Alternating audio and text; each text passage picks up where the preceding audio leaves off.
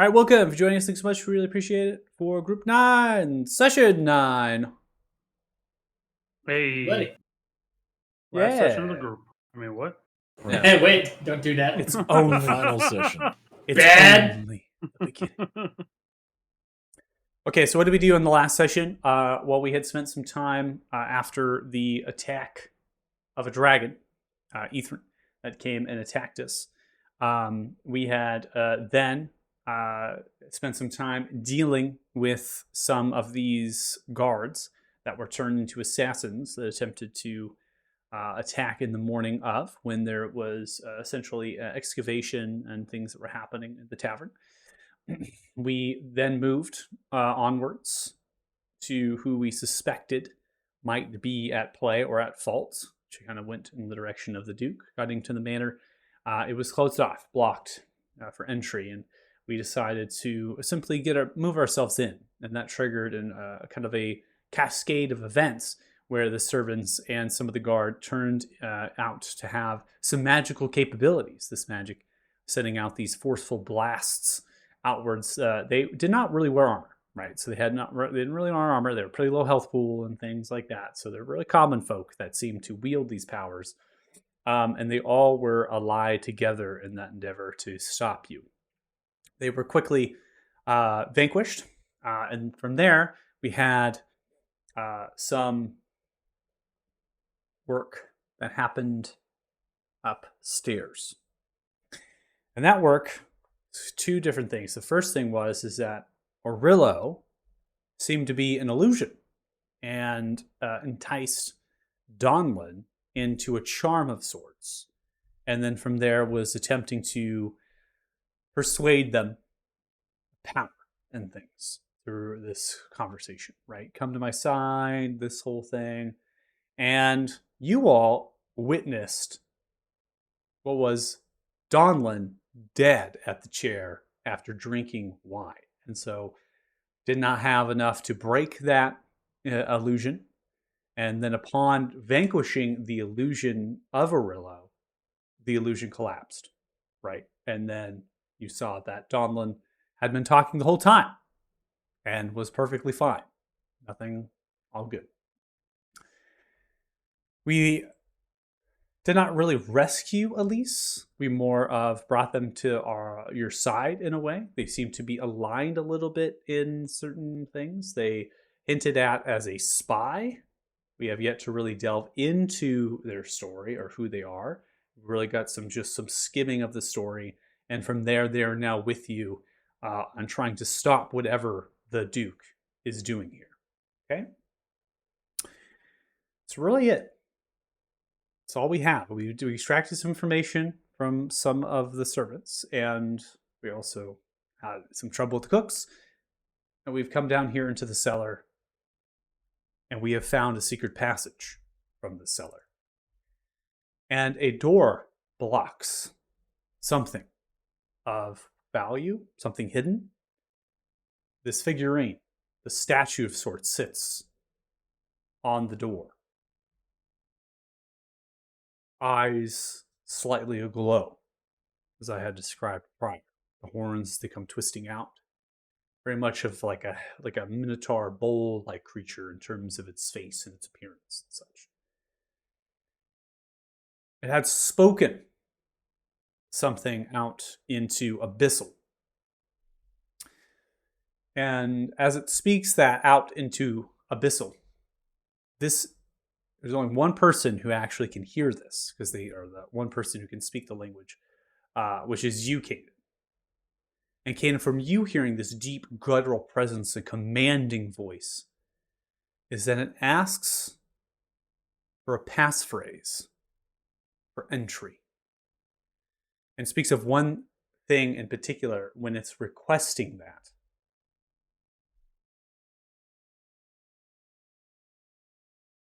Who is the general?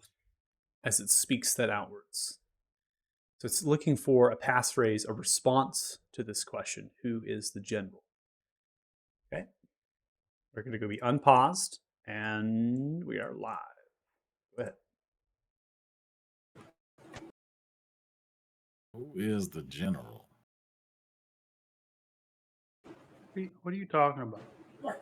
That's what the fixture up there spoke. It speaks in the language of demons. You speak demon? Know thy enemy. Fair enough. You are a weird person. If the Duke is in service to Tamaruk, then perhaps it is speaking of one of Tamaruk's generals. Or is he considered the general himself? Could be as well. All right, well, you guys figure that out. I'm gonna get an apple. Ooh, what was the name of the demon that was down that we were coming to see? What was his name again? Tamaruk.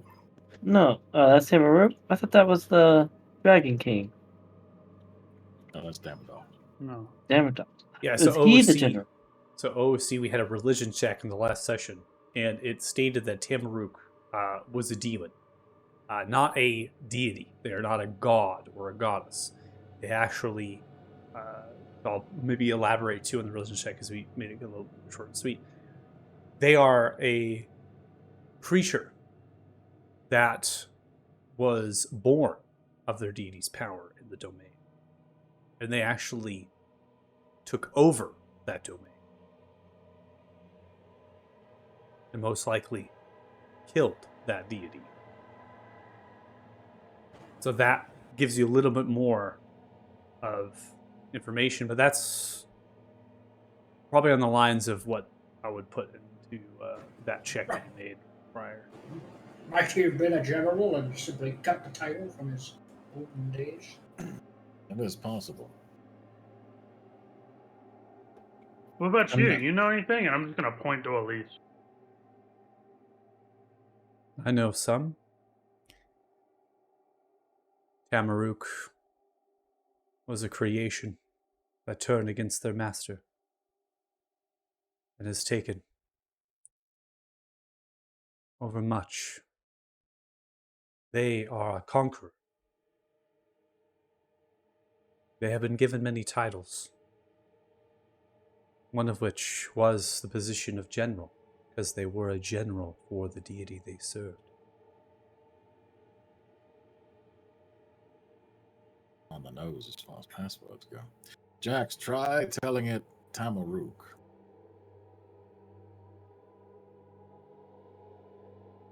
Oh, Jax is gone. Yeah, Jax, I assume. Try that. He Okay. wanted to be the one that opened the door, so I'm gonna leave him in the hallway. Yeah, no, I'm staying away the hell away from that. Okay. So is that what you want Jax to say? Yeah. Okay. So Jax speaks Tamaruk to the door. Word of power emanates. The eyes aglow. Sees the mouth that was agape. Now lifts up and closes. Swings open. Its own volition.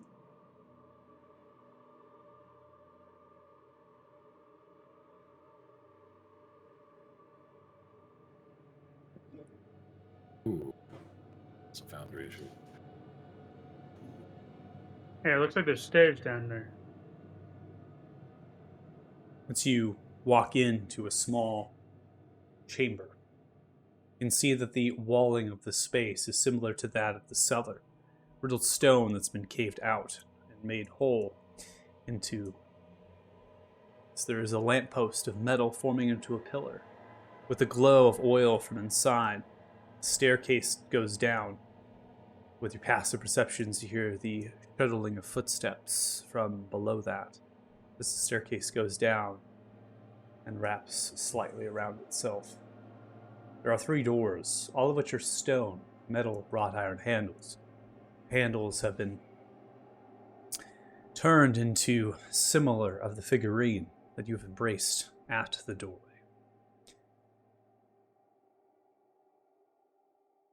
No, Adam, if you're having issues, your ping is extremely high on Foundry. So Yeah, when I load it, it says that I need to enable hardware acceleration, except that's already on. And it's running at like 2 frames a second. could try to kick you from here to see if you can do a relog or cycling, closing out the browser. Yeah, let me totally kill the browser, restart it. Let me turn that on in Google or Chrome itself. Yeah, it was already on. I hadn't changed it.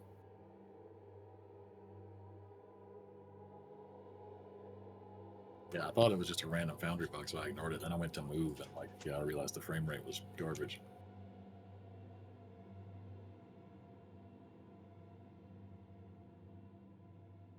I'm the only one that's supposed to have shitty frame rate, not you.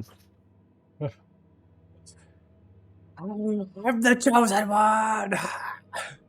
Okay, I think that fixed it. Well, seems alright. I What didn't is get the error with that time. bards? What's that? I was just saying, what is it with bards and having the Oh, lowest computer out of the Bad group? internet. Yeah, and the bad internet, or the furthest internet, or any combination thereof.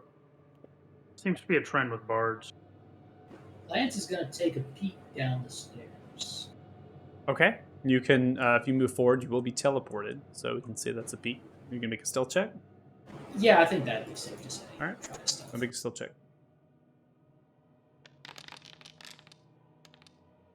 15. Okay.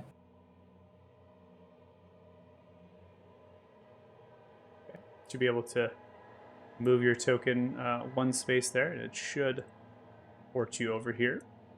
So as you're taking a peek downstairs, I'm going to have it paused here for the sake, so I have to be on the other map to give a just in case. So you can observe that there are the staircase is going to come down kind of rapidly, and what it does is it comes down, turns to the right, hooks down lower, hooks back left, and then down. Right? You're just basically wrapping over yourself in a 90s, right? So as you come 90 degrees, so as you come here, you can see that there is a statue that's on the other side. Hands are kind of gaped open, and the hands have blood that has been kind of put upon them at various times. And the blood's kind of dried, stained, and things. This is a robed figure, and the robed figure kind of sits through, and you can see that the eye sockets are completely gone. Right, so you just have these. The eyeballs of the eye sockets are completely gone. So it's just hollow sockets there. The robe just drapes down, flowing. It's a very amorphous in terms of its actual visual presentation. There's like a tongue that kind of comes out that hooks and twists a little bit to the side. There is bronze lamps, so those are standing up right in those bronze or brass type material, and there's a candle that's just gently lit in there, and that's what's giving the light in the space. Beyond that, there's nothing else. From your perspective, looking over the railing as you are stealthing and creeping downwards, you can hear the sound of a door shut, and that door is this one over here on the west side. All three of these doors are designed similar to the others, just one of which is a double door, singles. There are two uniquely made statues, and they fit in the spiralized type design as they're kind of coming through, and that is a mantle of sorts that holds on to a jar. There seems to be some sort of contents inside the jar. The shadows and the darkness at this distance, you'd have to be kind of right up to them to really see what it is they do. And from that, you notice they're kind of large, and they're aimed right over the rug here, and then there's a rug that's just draped over, and there's dirt, mud, right, certain debris on that you can just visibly perceive that it has been stepped on a few times, and also moved as if the rug has been shifted from left to right. Okay. And you said it was the door closest to me on the west end of the room was the one that I heard shut. That's correct. It literally just like kind of shut as soon as you came down into here. Okay. Just to activate the teleporter, I'm going to step down the stairs and then back up, but I don't intend Sounds to go good. into the room. I'll unpause it then. Yep.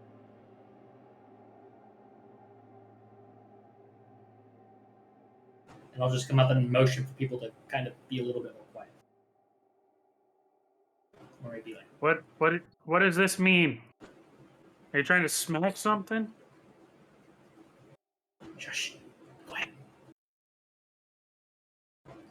I think there's people downstairs. I heard a door shut. Oh, we're gonna go kill them.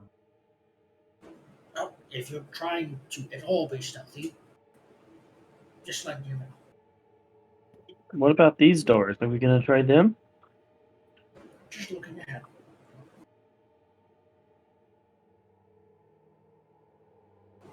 Feel free.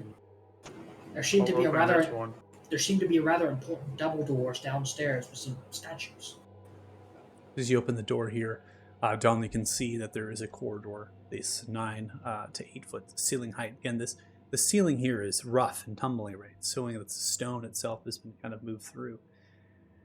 The corridor goes for only about 10 feet to another similar door. You guys stay here. I'm gonna go try to open that door. As you open the door, you hear a voice from inside. Hello? Someone there? Arthur, is that... You see as they stop and they move into visible range. Wearing a red robe overdraped, blows down. Eyes of a humanoid stare at you, a half-elf. Begin to reach into the robe to grab something, seeing you. Need everyone to roll initiatives. Rip. Will not rest until every cook is dead.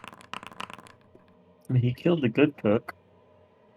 The good cook stabbed me with a cleaver. You gotta appreciate good knife skills. Hey, Jackson's here. Yay! Okay, I just got him first on the turn order too. Sorry, guys. I'm here. All good. Okay, you didn't miss Condolences much. on the game. I take it. Yeah, Yeah, Dustin's I'm working not. on coming into Foundry right now. You want to wait for you? No, you guys go ahead, play on without me. Alright. I don't know what's going on anyway, so it'll take me at least a order to see what's going on. All right. We're about to murder a cook. I feel like. What would you do? You would just walk up behind me and then throw it down. Can you see that guy? The wall is going to probably block. He can get in my space though, right? That's correct. You can go no difficult terrain. I'll just go right through you. Curb the shot. Just perfect. And then, oh, that's the wrong character sheet. He will throw one of your 8 million daggers. Okay. All right, 20 is going to hit. They're not surprised as Jackson got stealth prior coming to, so we're taking without the sneak attack damage, which is a 1, so they take only 4 points piercing damage. That's a me rule. And then I definitely would have rolled better than that, though. Yeah. step back and out of the way to allow people to come into the hallway. Kanan, you're up next. At this point, I'm also relinquishing control use of Jackson's turn. Yeah. What do we have in here? Hello. Yeah, he will summon his trusty swarm of locusts. Oh, you're doing that in front of the whole group. Interesting. Interesting. I think I already did, didn't I? No, I think it was just. Oh, maybe you did. You did already, but it wasn't really in So, for sure. visible range too much, so. As you summon the swarm of locusts, they begin to rise, moving left to right with their robes swaying back and forth. Oh, what is this? What are you doing? We are not paused right now. We're in We are in combat, so you are not able to move. Plague of pestilence be upon you in the name of Almighty Pillow. Fight it. All right, you go in for a bite. 23 is going to hit. It deals 10 points of piercing damage. You see the locusts begin to bite upon them.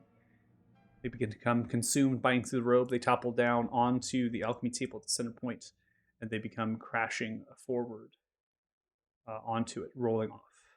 They're dead. That's the end of combat. I don't like your bugs. The holy beast fellow. They are effective. I noticed we do not talk first, do we? We didn't get a chance. We are in the very domain of the worshippers of the demons. I did not know that there will be a lot of meaningful conversation to be had. True, but they might have information we need. They did make it this far. Could search the Donlin's gonna body look if you like. around for the shiniest object in the room.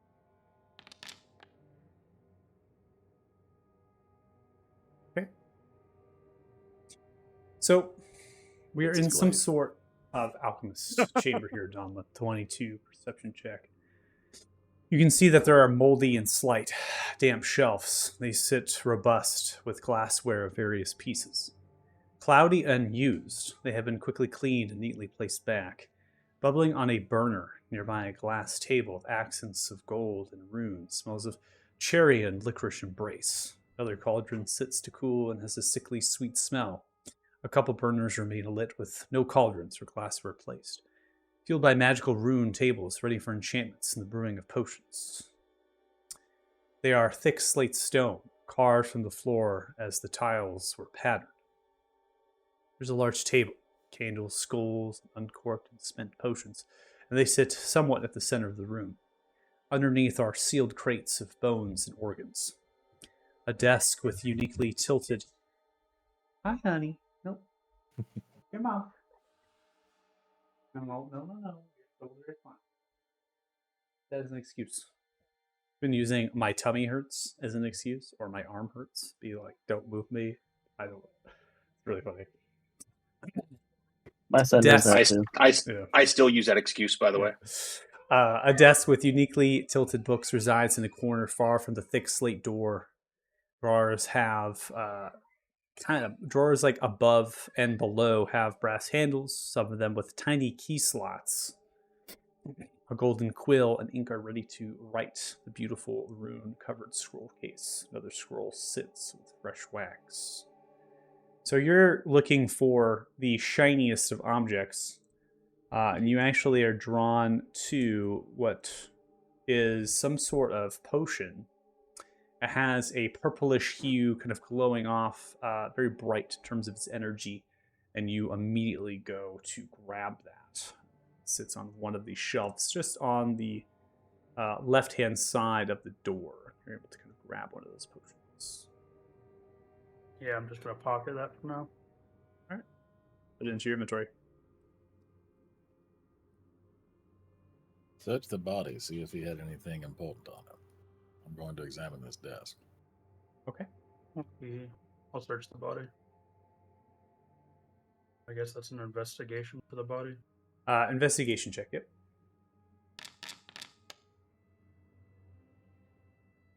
Two. Loaded You search through the stuff. body. They seem to have leather armor underneath, just to brace, most likely. They have a dagger, a short sword. So they are a weapon. They do have armor and weapons on them. But they are pretty vague in terms of personal possessions. You actually only recover 3 gold pieces from a small leather pouch.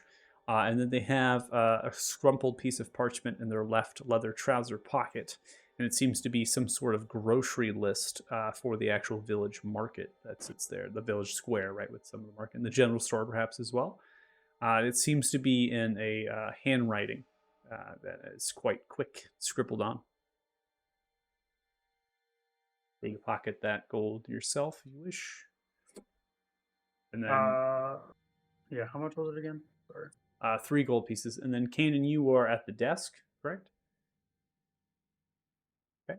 Go ahead and make an investigation check as well, but depends on what you're looking for too after the check. He's mostly looking for writings or communique or anything like that. Okay. Pretty plain as day. You can see that the actual letter that was sent out in the direction of the Talthars is on this desk and seems to have never left. The letter about the dragon attack and everything? Or the mining situation? The requesting aid? Correct. Request for aid from Lord Thalfalor is currently sitting here in terms of the message and has not been sent to any sort of courier in the direction of Othema. The golden scroll case is very interesting. That one, as you unfurl it, being gentle as you possibly can, is some sort of what's the word proper to use here? It's some sort of like agenda that's been put on here. So as you're unfurling it, it's quite long. It like keeps going, And it's almost as if somebody has made note of research as they go along in like a never-ending type way. So, and through this, I need you to make a religion check or an arcana check.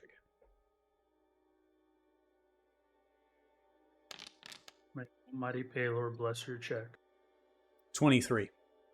This is a grand summoning ritual that they seem to be investigating. This religion check for you immediately recognizes that they're wanting to pull forth some sort of creatures through a portal that they're wanting to make. This alchemy chamber is designed to make potions and things that would be used in that ritual. But judging by the glassware and the things around, it's been used quite heavily over a long period. Now, in the scroll itself, there is one thing that it recognizes with the 23 religion, which stands out as something interesting, is that an object has already been pulled through the portal. And that was almost their trial run for being successful, that they might be able to pull a creature through. It's a one-way, which means they're just bringing something forth, the summoning, and it goes greater than common magic might seem. Think about summoning demons or other creatures, right? This is more or less bringing something that you don't want through, right? Rather than a controllable factor. It's something completely uncontrolled. What they regard in Abyssal, just some of this, and this is the reason why you're able to read this as well, is that the language of this is in Common and Abyssal, is they refer to it as a tome.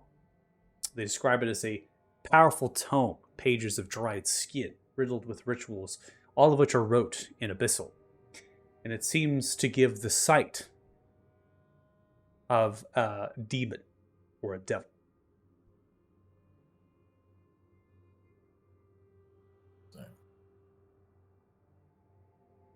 He will pocket the that scroll, the summoning information and everything. Okay. It would seem that the letter for help to the Talthars was never sent, so there is no aid coming from High Rock. Additionally, they've been practicing their summoning rituals for this, presumably to bring Tamaruk through. So far, they've only managed to summon some sort of unholy book full of rituals. You know, Kanan, it came to my mind that maybe the dwarves that we met knew something about this Tamaruk or the rituals that were going on here, and that's why they warned us and wanted the Duke's head. You think that's I don't know much about dark dwarves or whatever they are, but I don't know, do you or Lance know? Maybe that's possible? It's possible, but it'd be only in their self-interest. The Duergar are the boogeyman of Roman society.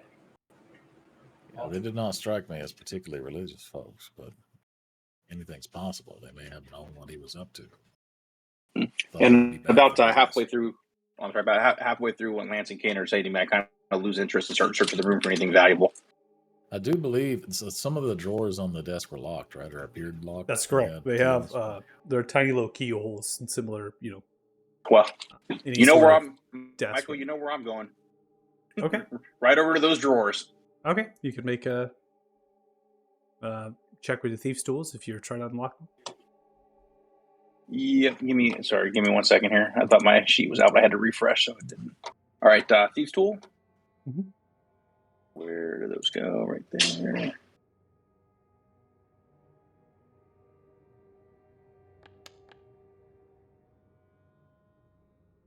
Yeah, so these are really simple.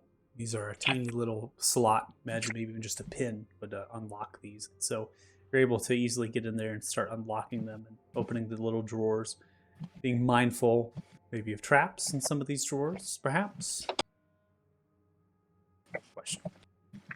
Yeah, before I open them, I'll do my cursory look around and open it slowly, make sure there's no wires, that type of stuff.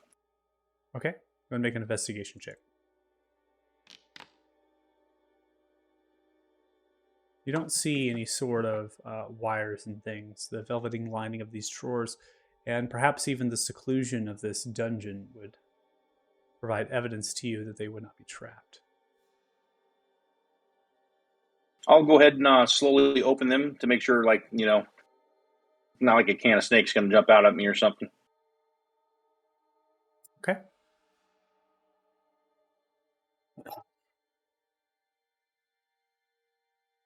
Well, if this is in here, what's in this store over here? Come with What? you. I found my thing. So Pip's just gonna open this door, or attempt to. Given that we're pulling the wrought iron handle, you can see that there is another corridor that extends a little bit longer than the previous one and heads east to another door. Now, Hey, Dom, and you want to go first? Yeah, sure. Why not?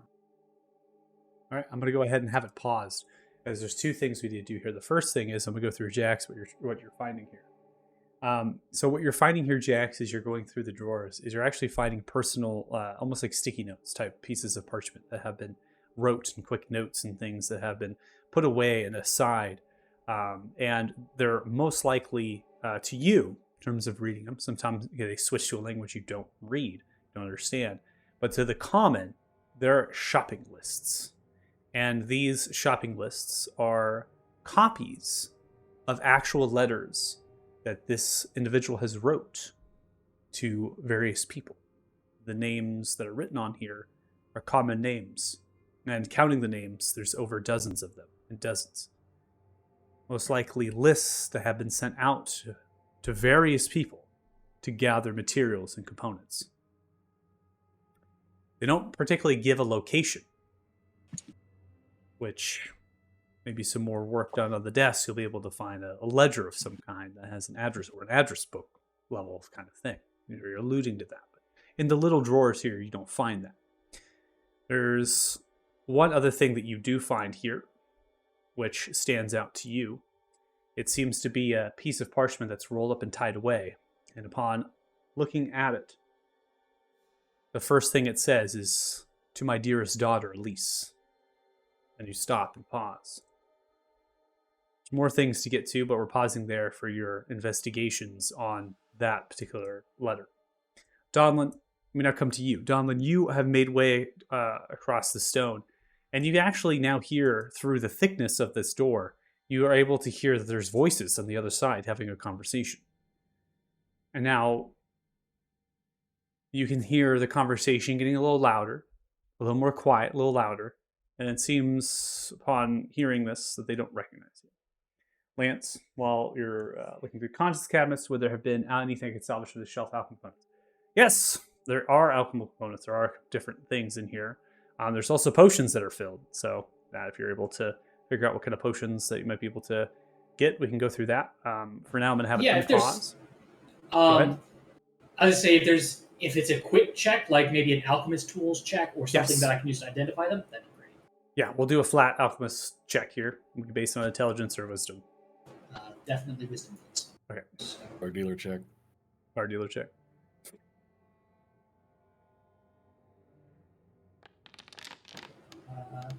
Yeah, not bad. 17. Okay, so they're given that one of the potions had already been taken by Donlin, there are 3 potions that seem to be viable in their current state. They would be potions of healing, which is common in terms of the ranking, right? So there's 3 potions of that. In addition, there are scroll supplies. So there's actual supplies to make spell scrolls, as well as there's a various different level of alchemical components. Okay. So We can you determine the quantities and types later. I don't. Yeah. On it. Yeah. Just kind of giving you an idea there of what actually is stored here in terms of your check. So I'm going to have it unpaused because Donlin, we're going to have you taking the scene. We're going to basically say that Lance, you're looking through, kind of moving the bottles, right? Obviously, Jax, you're at the desk. You're still looking through some of the drawers, getting more of the details there, and then you have the letter. So Donlin, what are you doing? Hearing their voices, I'm going to walk back to Pip. Get the rest of them. More people. Stabby stab. More people to try to talk to before we stabby stab. Find anything interesting, Jax? So I would like to play off finding the interesting scroll or note about my daughter Elise. But so I won't say anything about that one right now. Yeah, so shh, don't tell anybody. So I won't say anything about that right now. But what I'll tell Kanan right now, with Elise in the room, is so I found I don't know, they look like shopping lists. I can't read what's on them, but they look like names, but it's a bunch of gibberish. You looked on the desk first. Is there some type of like a, I don't know, like a Rolodex or some type of a journal with like a ledger or something? Did you find something like that? I did not find a ledger. They did seem to be encoding some of their writings in Abyssal, probably to keep them from being so easily translated. So I'll show Kanan all the stuff, except with the exception of the note about Elise right now. And then as he's looking at those, see if he can read them, I would like to search the desk for some type of a ledger or something that may help decipher these. Okay. You can make another investigation check if you wish. 11. So you're looking through the desk, trying to find what you can. Now, you are able to find a false bottom in one of the locked drawers, which is slightly larger from that false bottom. There could be potentially a book or a ledger that would fit into that drawer, but there is nothing inside of that current. In addition to your investigation, it's an empty false bottom. It is an empty false bottom, and you're able to find another false bottom in another set of drawer, and there are 2 spell scrolls that are in there. I would like to, without anybody noticing, pocket those spell scrolls.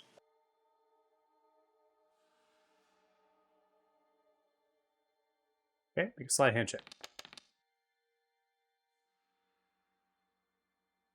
You really wanted those spell scrolls you can't use.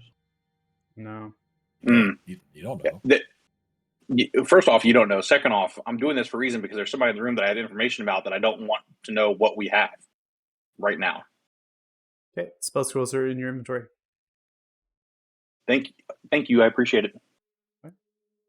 And then, like I said, I'll hand those notes to Kanan to see if he can read it. Maybe it's an Abyssal or just a tongue I didn't read rather than code. You sure you want to go first and open the door? You tend to stab first.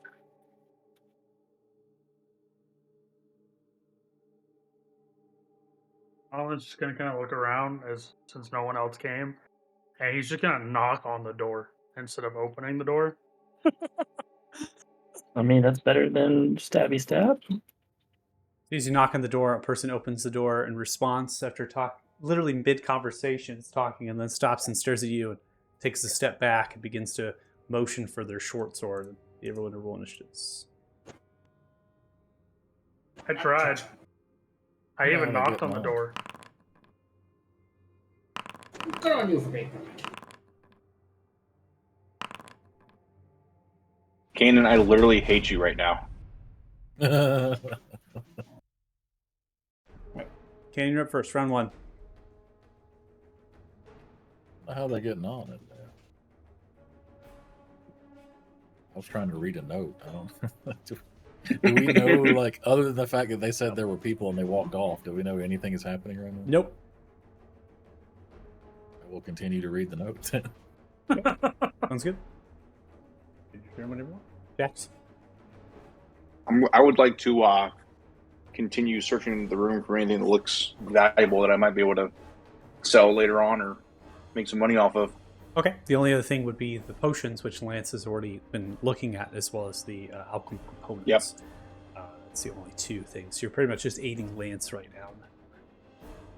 Yeah, I'll just I guess I don't know what's going on, so I'll just help Lance with whatever, however he's putting potions in places and everything, and then call it good. Okay. The next turn, we now come to this servant. Stares and looks towards you. They have the short sword drawn, Donlin. They go in for a swing with the sword. That's a natural 1. They swing wildly, caught off guard, ending their turn. Lance, you're next. With that natural 1 swing, would they have like hit a stone or maybe made noise? You can take a perception check if you wish. These walls are very thick stone, and there's also tight corridors. Sound does not travel in terms of this. So if you're wanting to have an ear and try to listen, you can make a perception check actively. We can always say that there is a hint based on your passive of 17 that maybe you heard something of a sort. Okay.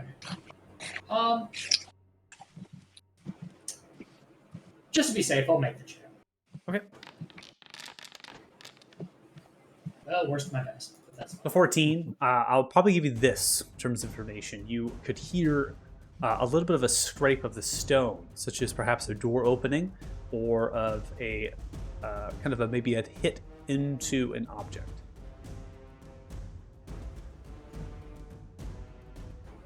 Well, at this point, I think he has gathered up all the stuff from the alchemical shelves that he could get. So, and especially having been downstairs and heard that door close, you know this place is populated. He won't draw his weapon right away, but he will start walking. Okay.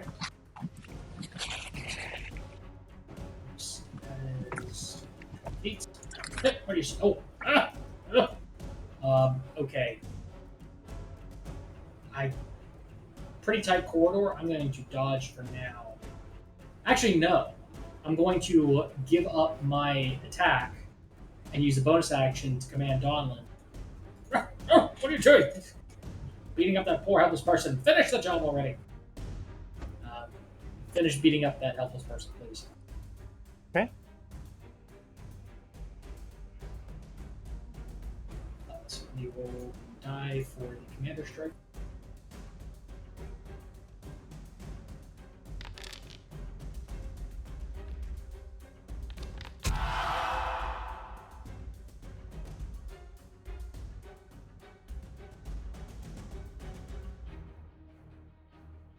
All right, so you're giving your reaction for a commander strike here. Donlin, I have a 10 with the attack. Commander strike is just on the damage die, on that. correct? Damage. Yeah. Yeah. So a 10 is going to be a miss. You come swing through. The commander strike's not able to prod through. Sort of a parry, a blow of the short sword, and that kind of just comes wildly in that type CQB type fight right now. Yep. And let me see that one on my turn. All right, any turn we now come. I'm to sorry, the- Michael. What? Okay, can I redcon something real quick? Just I'm not moving or anything like that. I just want to keep an eye on Elise after finding that note as we're moving through this, and right now, make sure she's not doing anything kind of sneaky. That's all. Oh, yeah. So Elise is just investigating the shelves to see exactly and listening to when your Kaden was over by the desk, just listening to that, and then went back to looking at the shelves. Does that make sense? Sorry, Pip. No, makes perfect sense. I'm looking for her. You know, if she's going to do anything sneaky, I'm going to be right there to do something sneaky back to her. Hopefully, she doesn't know what I know. Gotcha. I'll just Yeah, it doesn't seem to be recognizing that you are kind of sneaking things back and forth. I don't think they seem to not really care as much. I think they're more interested in what this room has to do with what has to do with furthering the Duke's agenda.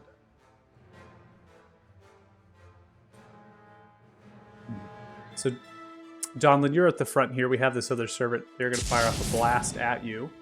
That is going to be 4 points of force damage. So the blast is able to connect. And you're kind of hit into the shoulder of that as the other servant kind of steps to the right, kind of comes through. That's the end of the servant's turn as they now kind of backpedal here, stare through, see, and then come here to the corner. All right, Pip, you're next. Okay, let's see if I can. I'm gonna get kind of close, and I'm gonna.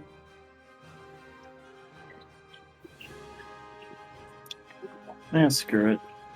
I doubt they know much. I'm going to talketh the shitteth. All right, go in for a vicious mockery. Creature is going to succeed in 18, takes no damage. Okay. I'm going to then back up a little bit and end my turn. Okay. Donlin, we now come to your turn. Your friend hit me. I was just trying to talk, man. And then I will, we're going to stabby Starting stab. with the longsword here, 21 is going to connect. You deal 12 points of slashing damage. You are able to slash directly through the center of the torso of the humanoid here, and they kind of falter to the side, bleeding. They kind of walk a little bit on the knees, and then they just fall over. I'm gonna walk over their dead body, purposely walking on it because I'm a Kender and just want to be an asshole. As I approach this one, and I'm gonna look him dead in the eye for hitting me. Kenders are innately assholes. No, I just meant my size. Like I could literally No, just walk just on the ones him that and do just some, not- just the ones that do some makes are assholes. Just ones that thinks are assholes. There's 11 points of slashing damage. You gotta see the one backpedaling, hasn't really drawn the weapon yet, so you just gotta cut across their forearms and their arms, bleeding profusely through the robes. Surrender. That's all. I'm gonna have Lehman really just kind of continue to analyze the room. I don't think they have enough passive here to really be kind of going at anything. I know, Lance, you did a commander's strike, and so what I'll probably end up doing for them is just turning around, listening to that, and just being aware of what might end up happening, but not in this round. It's only 6 seconds worth of time. Kanan, you're up next. So at this point, we heard Lance yelling or something, right? Yeah, so Lance has now kind of yelled out for that, and so Lehman is kind of taking a step back, learning and kind of listening to that, and then I'm going to also roll Lisa's initiative. Suppose we should go see what they've gotten up to. Man.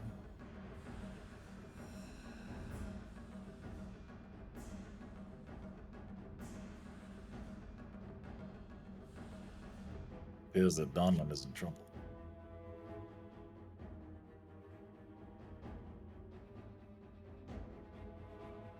Blocked by a wall. Do I not have line of sight? You Yes, I are do. going to be blocked by the wall, but you'll also be blocked by. You technically be blocked by Pip too, as well, in terms of coverage. He's gonna RoboCop it between his legs. You know. Yeah, RoboCop between the legs.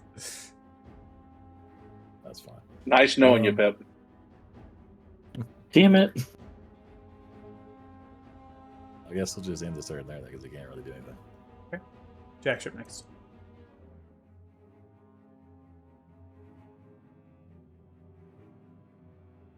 Okay.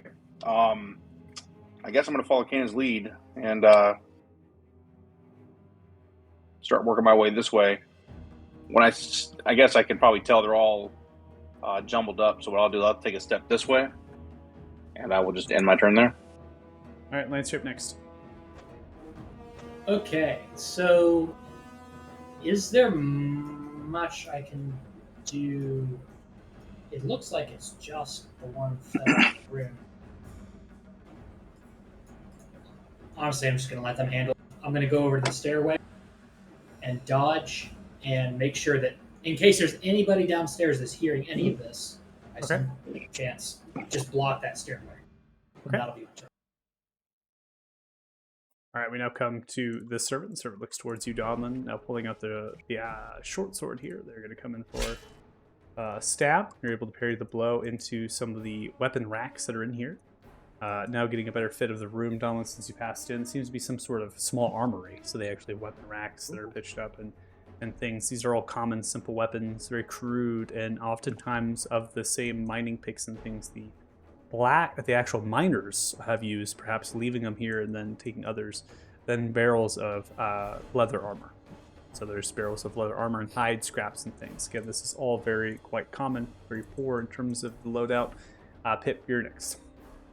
Okay, I'm just going to come right here. Not step on the dead body. And I'm going to talk him the shitteth to deatheth. That works. All right, they're going to fail with a 9. You can see them kind of distracted by bleeding from the ears as well as the nose. They begin to pass out from the blood loss. Combat is over. They're dead. I'm going to take. Voodoo.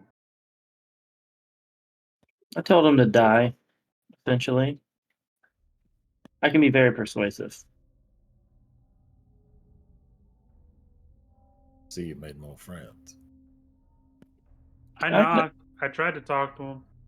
To be fair, he did this time, so I'm proud of you. I'm not so sure that's the appropriate course of action given our current circumstances. I was told to talk before I stabbed, so I knocked. It's only polite. Speaking of polite, what does he have? Can I see what he has on him? No pit. Which one? The one that I'm by, the dead guy. Mhm. As a dwarf, so you're able to kind of go through it. You seem to have, looks like 5 copper pieces in a tiny burlap sack that's loosely placed in cloth and hide trousers and wool vest underneath their leather armor that's been placed over it.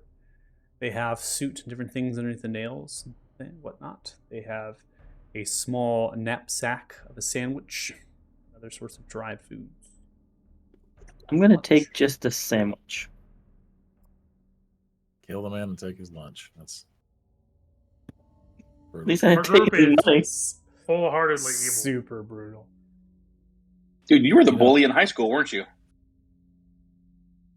for someone who surrounds themselves in such opulence. You would think he would spend a little bit more of his resources outfitting his lackeys. I know. Your I was, weapons hoping suck. I was hoping for better armor. He just eats the sandwich. Don't worry about Who's- armor. Our quarry lives further down then. Yes. See, Let us go. Let us go. I haven't seen anyone come up the stairs at least, but I know there are people down there. I'll go talk to them too. Couple things. One, there's a strange statue in the northeast corner of the room that has blood on its hands. I would be wary of that. There was a rug. It seems to be in front of a pair of double doors. It had been shuffled around. There might be something underneath. I think the statue talks. It's possible. I mean, he has The blood last on his one hands. did. I Wow. want to That stay looks like behind it's not Elise, like me. Michael, and At keep an all. eye on her. Okay, Lisa's going to go downstairs to the rest of them. I'm going to have it pause here real quick while I try to get people converted over to the next map. That's basically code for the stream view. Drop Full Elise. stream view. As you're falling down the stairs,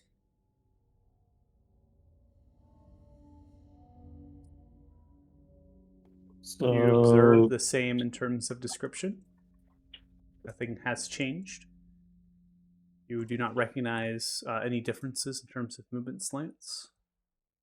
3 doors, one larger. which door did they go through? You said. And he'll point to the west one. So this one should be fine. And he's just gonna try to open this door. Okay. Open the door and you push down. You see a very elongated corridor, and there is a metallic reinforced stone door. It seems to be more sturdier than the rest. Unclear if it's locked or not from this distance, based on your dark vision. That seems like a trap. Yep, not going down that alone. Is there any Knock writing on that door. on Yeah, any go of knock on that the- door. The statue or these pictures or anything? Actually, There be careful is. of the rug. Inscriptions. The statues stand roughly 5 feet from the floor of the thing, and so you're kind of looking down upon it and slightly may have to lift yourself off. You can see that the abyssal etched in and wrote in is essentially the jars of ashes. These jars seem to contain the ashes of various humanoid people who have sacrificed. They store these ashes inside of them.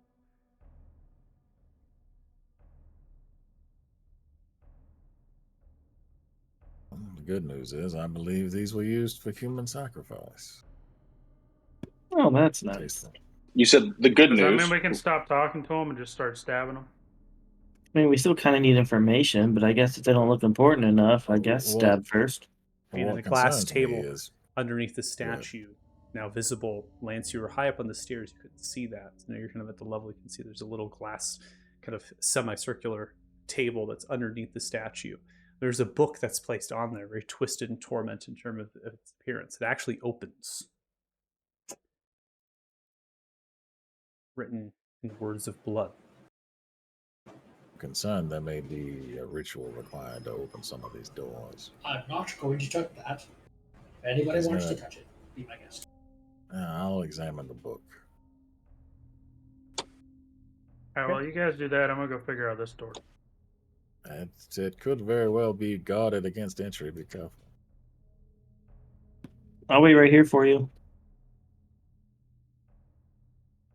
So, Kanan, you're going to be analyzing the book.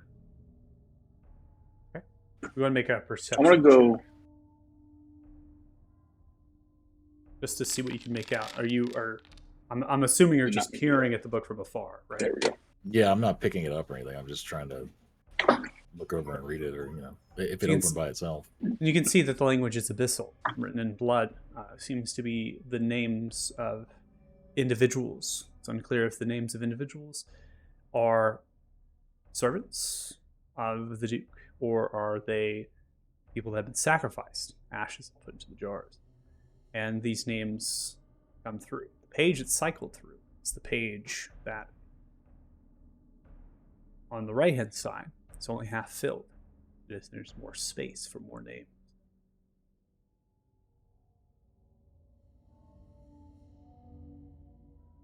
It would appear that whatever they were up to, they are not finished yet. Did you tell us it was names, Kanan, in the book?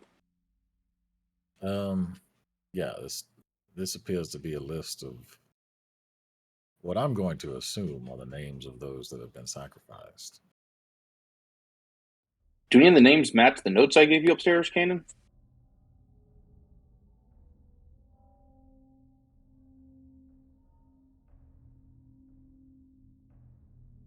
Do they?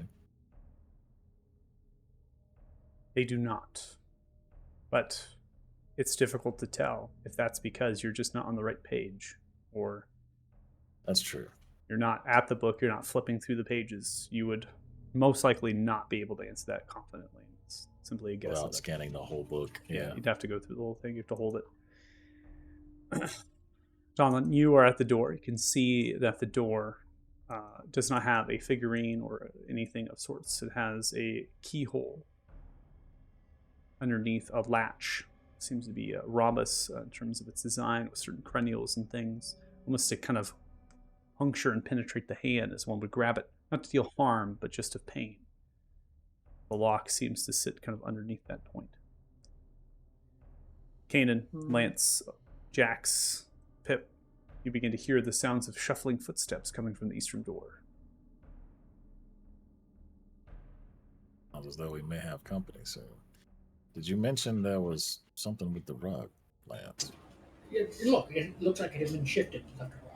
Oh, hello. You see as the servant opens as- the door from the eastern oh, shit. side, shuffling themselves. They're simply walking through. They stop and stare. As they do, they begin to grab their weapon outwards. At the same time, they begin to yell outwards in the air.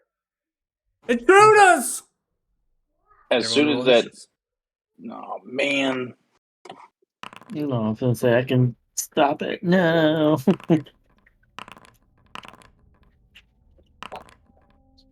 Oh, finally a good roll.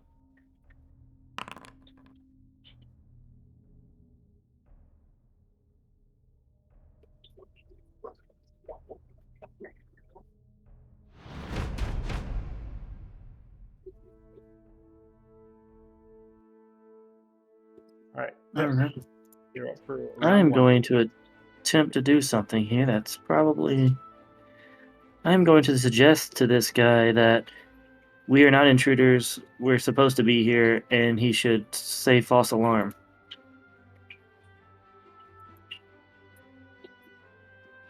All right, you see as they failed their saving throw. And they follow through with your suggestion, perhaps on their turn. We'll have to see. That is all I'm going to do then.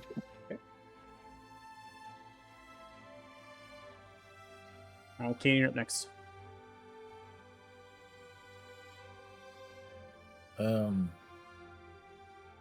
I assume I heard what he told the gentleman. I know what the score is.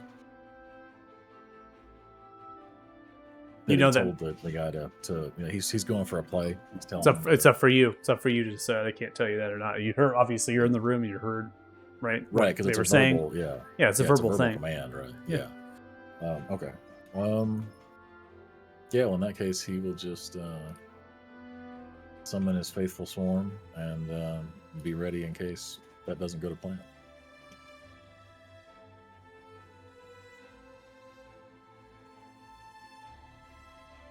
Right, we now come to the servant's turn. The servant begins to turn back, looking behind itself. False alarm, it's fine! And turns around. See as they do that. We now have, pursuing the course of action, the best of their ability for the entire duration. Not a charmed effect, but as soon as they have verbalized that it's a false alarm, that is what was suggested to them. The suggestion spell is now worn off.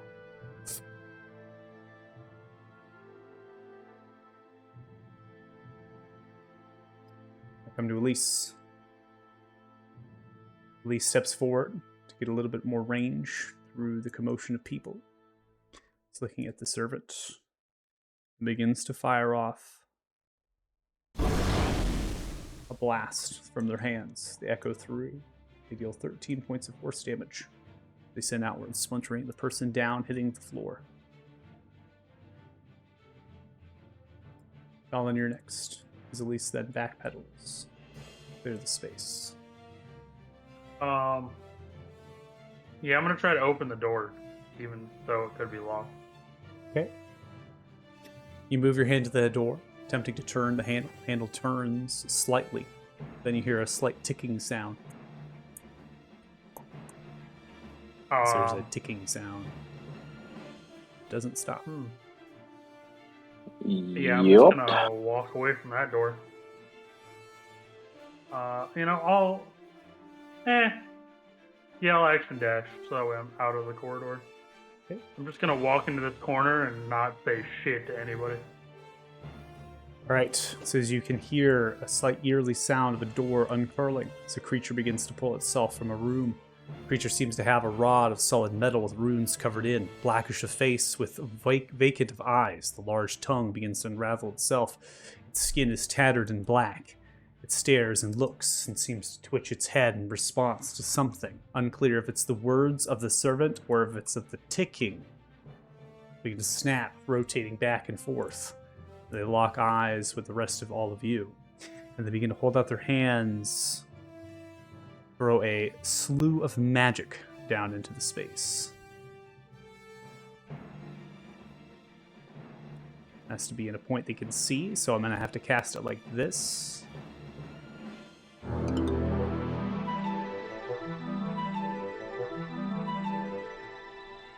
Snap the grid to the point they can see a little bit, trying to get as much as possible in terms of the effect, not to crazy so you can't see your tokens. That is going to hit everybody, so it's going to be epicenter directly in the center point of the room, and that's going to kind of expand outwards. So I put the template down to the south so you can see your tokens. So I don't want the effect to overlay over your tokens. It was unclear of what it would do. So I got a crit and it still hit. The question here is the swarm impacted by this thing? It's probably immune. It's immune to conditions unless it does damage. It is not immune to this particular condition, so it will need to make a save. I don't even know if we have this set up. I think it is set up. Seems to be fine. Plus, it's a -2, right? For its wisdom saves. Yeah. Yeah. Yeah, it is. It's, set up, okay. yeah, should work just fine. All right, so I have the numbers here. I'm going to run through them just in case. Lance, have you at 16? Correct. That's a success. Caden, you have failed with a 10. The swarm of insects have succeeded. Just kind of funny. Pip, success. Domlin, success. Jax, a failure with a 7. Lehman, a success. And Elise, a success. Mine should be a 17, actually, just missing the 1 somehow. I'm kidding. Totally kidding. I wish. I wish.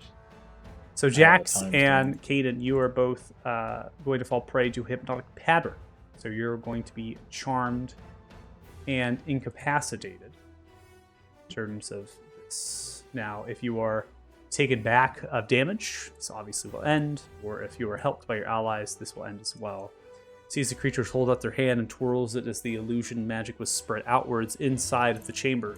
They then let a sound of a hiss. This hiss sound echoes outwards throughout the corridor. And their turn. Jax, fortunately, we have to skip your turn because you are charmed and incapacitated, and there's no save provided to you. Lance, it's your turn. Okay. Then let me attempt to draw my sling.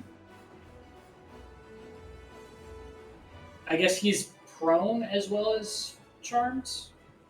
No. Unless this is just charm and incapacitation, they specifically say speed Oh, 0. yeah, That's- okay. Yeah, you Yeah, don't the go prone. incapacitated token looks like prone. My bad. Got it. So I will step around him. Can I make my way through the swarm space to get in front Yeah, of them? it doesn't. Yeah, it's it tiny. Doesn't take up space. Okay. Well, in that case, if it's tiny, I'll step into its space, and we'll use 2 sling attacks against this fella, who is Okay. El Concentrato.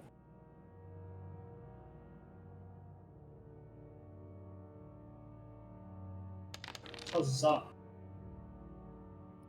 right, 27 is going to hit. You can see upon them being hit, they're going to take 9 points of bludgeoning damage. Prompts them for a concentration check. Before you go in for your next attack, they are going to let out a hellish rebuke in response to them being attacked. So you can see them standing there. Immediately when the sling kind of penetrates through, they look towards you, the eyes snap, and fiery explosions begin to erupt around you. Excuse you. It's going to be a success with a 20. You half the 7 to 3 points of fire damage. Okay. And I will attempt a second attack. Okay.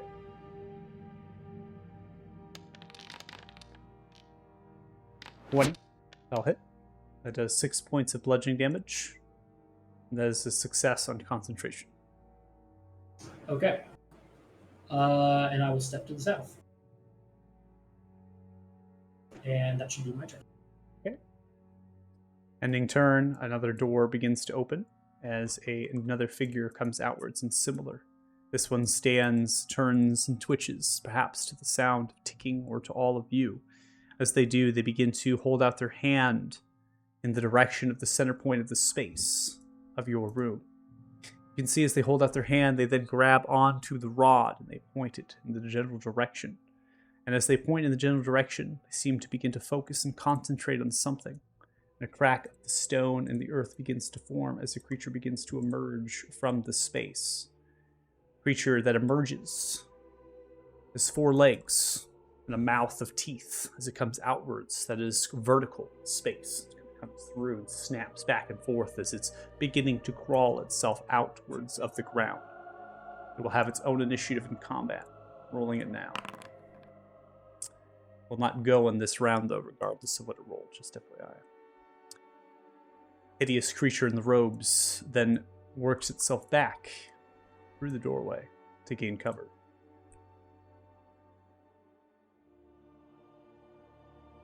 Now come to Lehman.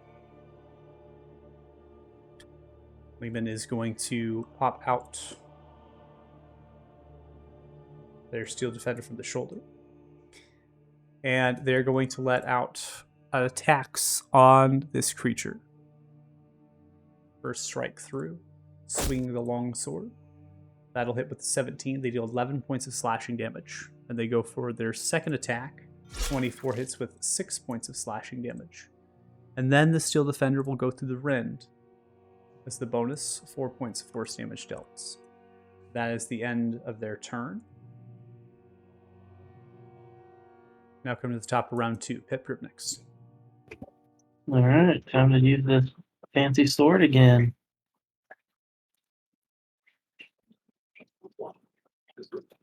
The bard using the sword. Fancy sword. An 8. Oh, Can't hit with that. Just grab the blade, swing through. You aim towards the creature of a horizontal left to right strike. You see the creature kind of pushes itself down in the crevice of the crack of the summoning, and then picks itself back up, bubbles, bouncing up and down with multiple different eyes.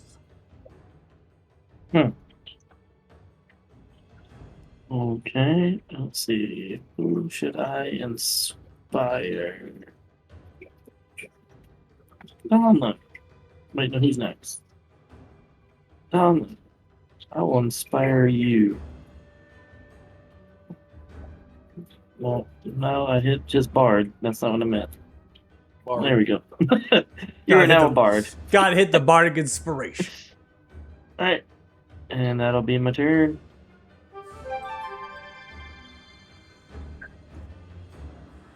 All right, Kanan, you are still under the effects of Hypnotic Pattern. And unfortunately, it's going to be the end of your turn. We now come to Elise. Elise is going to pull out their short sword, and they are going to go in for a strike at the creature in front of them. They deal 5 points of piercing damage as they stab through one of the eyes of the creature. They begin to motion down the corridor heading east. These are demons summoned from some other plane. As they stare down the corridor to the east, they look towards the creature, sweating a little bit, confused. It's the power wielding to be able to bring one here. Donlin, you're up. Alright, I'm just gonna like step between Pip's legs and like stab this creature. I'm gonna show you how to use a sword. Coming through the legs, you then go in for a slash attack with the sword. 15 is going to be enough. Deal 5 points of slashing damage. You cut through one of its legs. It kind of falters down to the side, then picks itself up into a tripod. I'll stab it again. Going for another stab. C24 is going to connect. That deals 11 points of slashing damage. You jab the sword directly through the center of its body. Begins curling, twisting, convolting for a brief moment, and falls down to the ground. As it falls down to the ground, it begins to fall into a sludge of sorts. It begins to disappear in terms of its shape and body. I'm just gonna sidestep around the sludge. For some reason it won't let me move.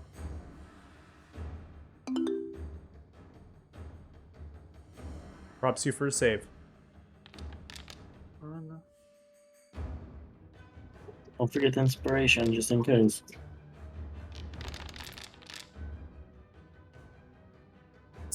So, as you step upon a pressure plate hidden underneath the rug, you can see arrows fly outwards of the ash of the mason-like jars as they shoot out towards you, Donlin. You're trying to get out of the way of the arrows as they fire through. You succeed with a 17 out of a dex save, halving 12 points of piercing damage to 6.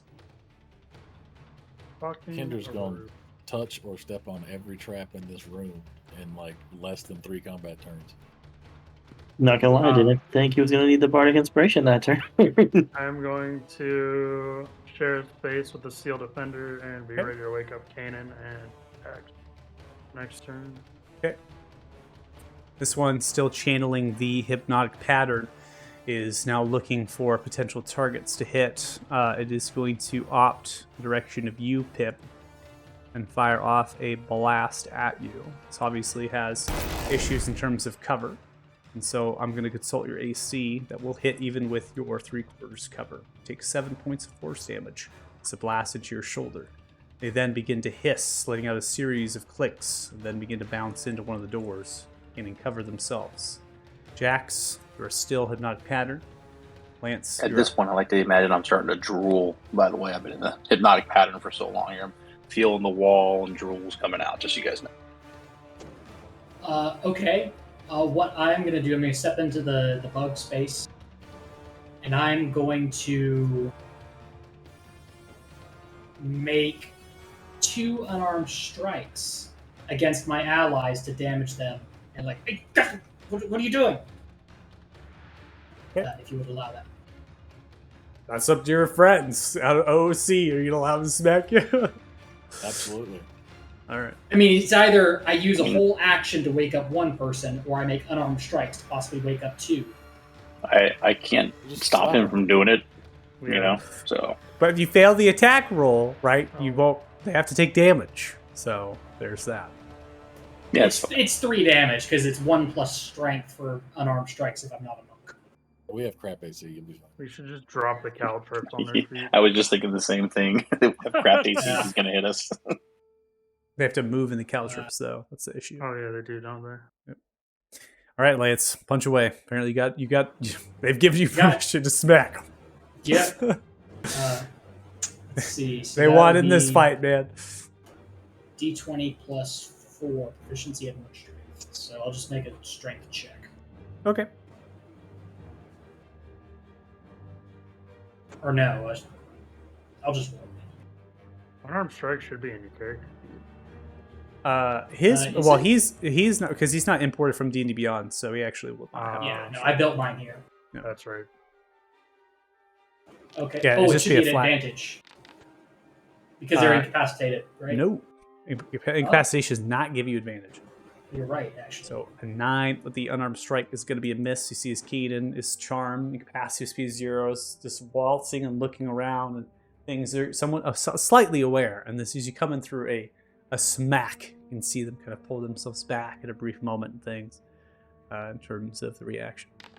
Okay. And you we'll go for another Oh my goodness. smack with the 6. You then go towards Jax. Fuck it. I would They imagine are- I would imagine Jax is like a Spider-Man type thing, right? Where they're just like Mhm.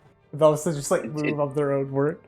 It's like the Right. Matrix. Like you don't think he sees it coming, but he ducks out of the way. You get a little drool in your hand as it comes by and misses, and then I'm right back up on the wall again. I'll take the. Oh my god.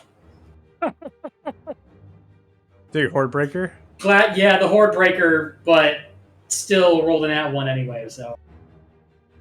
Well, I tried. So A for effort. that is my turn. All right. Ending turn. Come to this one who's no longer concentrating on the summon. Given the creature's dead, it hisses and snarls as it does. It looks out in the direction of you all and looks in the direction of Pip being a viable target. Begins to launch off another blast. With full cover, that blast, 3/4 cover, that blast will still hit you. Take 3 points of force damage, and then the creature begins to dart back into the cover.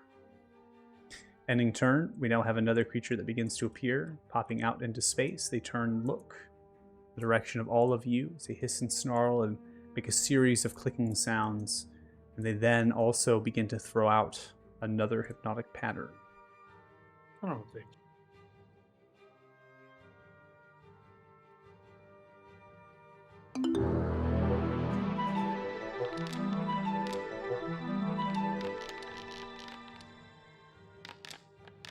Maybe.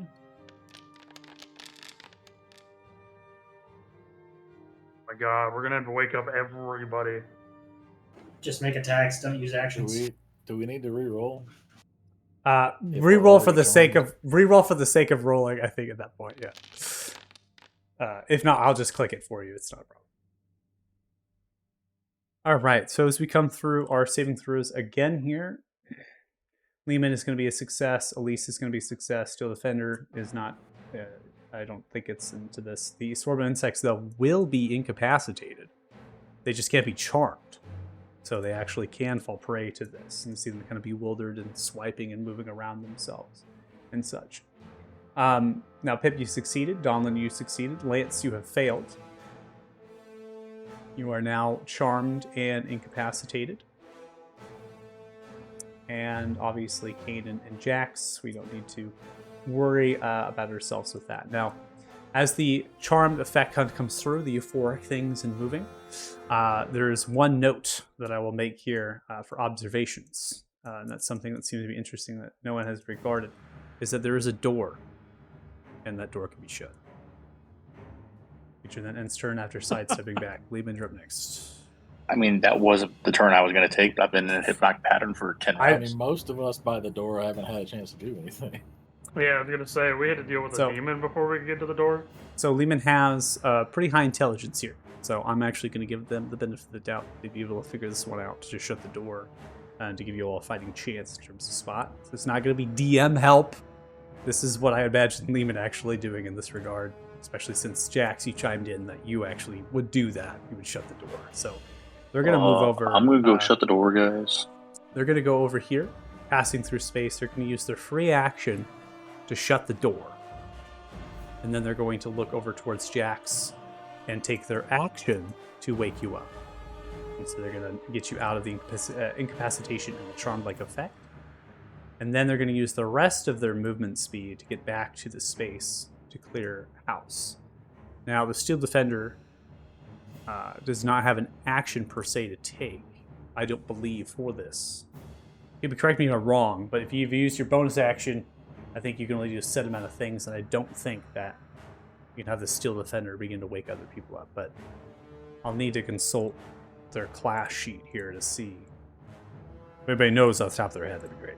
I mean, you could have it attack, I suppose. I don't think Yeah, that I was would gonna say, you be can try to that's attack gonna be them. a big attack.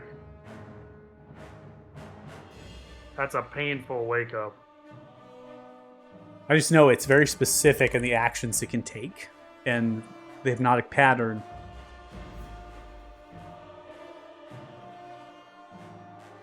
specifically states that it's an action that someone else could make. Let's go to the Reddit gods. Someone has to have done this. Probably. Most people probably just ban that spell. Hypnotic pattern? How dare you use that against us, DM? You, I mean, to you be guys fair- do it all the time. I just- I I- all the time on him, so I don't feel bad that it happened to us. I just know how annoying it is. To be fair, I was gonna replace sleep with that next time I level up. So I mean, it's definitely the strongest bard spell. Oh, it's written, super clearly. It says the action can be an action from its stat block or some other action. Or some other action. Thanks for clarifying. I guess as long as you can tell It's it allowed. to do it. Yeah, it's allowed. Yeah. It's on. I'm looking at the rules as written type things and Can, stuff. can you make it like I a give it to the word Reddit of gods. year It's or something? when I can't make a ruling successfully, I look towards mass populace. Populace ad hominem. All right. Okay. So the Steel Defender bonus action is going to work towards Kanan, and that'll be an action then to wake up. The Steel Defender will maintain its position in space. And it's actually going to end the concentration of the first Hypnotic pattern, as the Storm Instincts and Lance were caught up in the second one. That's the end of Lehman's turn. Pip, you're up next for round 3. how thick are these doors? Like, I'm trying to judge. Would they be able to hear me if I? The doors are thick enough that you have to be right up on it to be able to hear anything on the other side of an open chamber or a corridor, right? So I would give it in terms of inches, right? I would say maybe 4 to 5 inches in terms of thickness. So it's pretty thick in terms of the door. It's also reinforced with metal at times. So the door previous obviously had more down the western corridor, but So in other words, I don't want to try to whisper something to them. So in that case, can I don't know if he would just know, or do I have to investigate? Would this trap go off again if I try to step on it?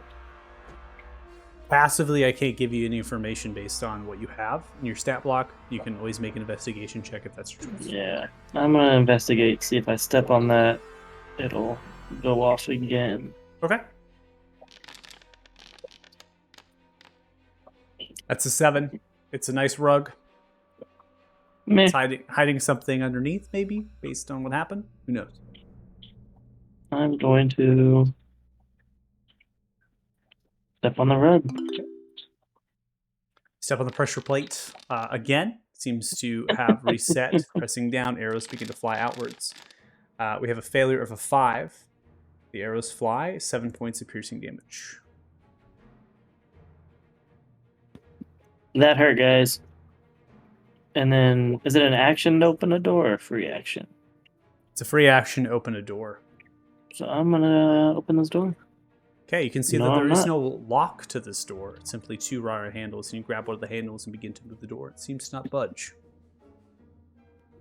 Alright, so I'm just gonna move back and tell them the door won't move. Watch out for the plate. And that's my turn. 'Cause I don't think I can heal myself. Can I? Could you hit yourself? Like cure wounds? Will that? If you're touching yourself. You can cure wounds yourself, yeah. Okay, But you I'm use gonna- your action to investigate. So you Oh, can- right. You're right. So I'm gonna use a bonus action. Wait, can I do that? You can use the bonus action. The healing word myself. Let's see. If you have it Creature available. can see. Yep. Okay, I'm just gonna use that then. I cast it at first level. Healing word coming And off. I mean, 9 Hey, points of big healing to you. Good roll. and I'll end my turn. right, Kanan, you are awakened from your stupor here, and you're seeing your swarm of insects. They're kind of bewildered and out of control of your own work. You also have the faintness of the trap, the pressure plate being sprung here. This is, again, incapacitation charm does not mean you don't recall things. So you're very aware that what they're throwing out magic that's causing you and what has happened in the chamber. How does one unincapacitate a non-charmed swarm of insects? I think this is going to be Just an an action? I think it's still going to be an action. I think it's really you gaining back control. I think you're going to have to like harness your magic, right, and kind of work the swarm back under your control, very cinematically and storytelling wise. Okay. So you're just gonna do that. Okay. And then the bugs, he will command to attack if the door opens. Okay. It's commanding the insects as you're kind of whirling them around like a vortex as energies begins to come through.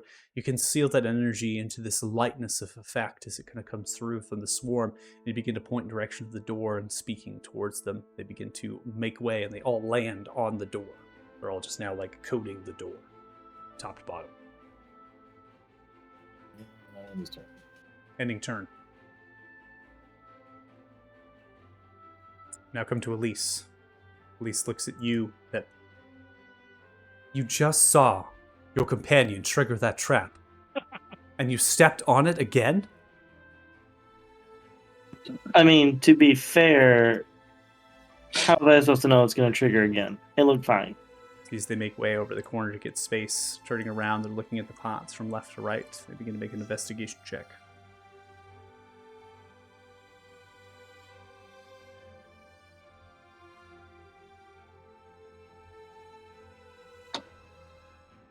Looking at him, looking back. Trap must be underneath the rug, or somewhere inside of these, but we'd have to be on the other side to get into them, to trigger the trap. Looks towards the door, spending the rest of their turn to get a little bit more words outwards. I wouldn't open that door and face those creatures head on. They have powerful magic. And then in their turn, Donlin, you're up next. She said to disarm the traps, we have to. Oh, that's Donna. Sorry. No, Donlin's next in terms of her. What they said is that you'd have to be on the rug, like on the plate, to actually get into the whatever mechanisms inside of these large kind of pots, these jars. They figured the pressure plate would be an easier one to disarm than trying to negotiate climbing over these things. Okay. Seeing what Lance had done to try to wake them up, I'm going to walk through the swarm, and I'm going to make an unarmed strike against Lance. Ah! There's a reason. Oh no! 10! Lance gets out of the way. Okay, well, I guess he was the one we woke up. So I'm going to walk back to Oh everybody, god. and I'm going to take the great axe off of my back, and I'm just going to slam it into the floor under the rug, or like into the rug and hit the floor. Okay. Trying to break the plate, essentially. Alright, I need you to make a strength check, please.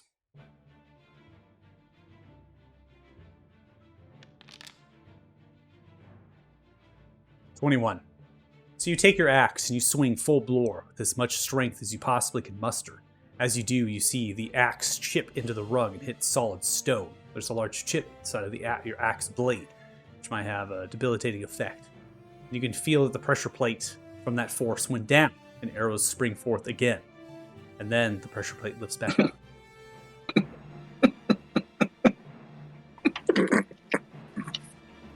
Worth a try. I'll end my turn. Oh my god. I feel like Jack's that's your a very best. Donlin thing. Now he's just looking at his axe like, damn it. I'll take it. I'll take it. No, that's a very Dewsums thing too. Maybe if you both stand on it at the same time. All right. So, because I really don't want to mess with these guys before these traps are done, I guess I'll walk over to this one. I would like to inspect where I think the traps are, or where the traps shot from, and see if I know a way to disarm the traps. Okay, so all I need you to do is make a check with your thief's tool.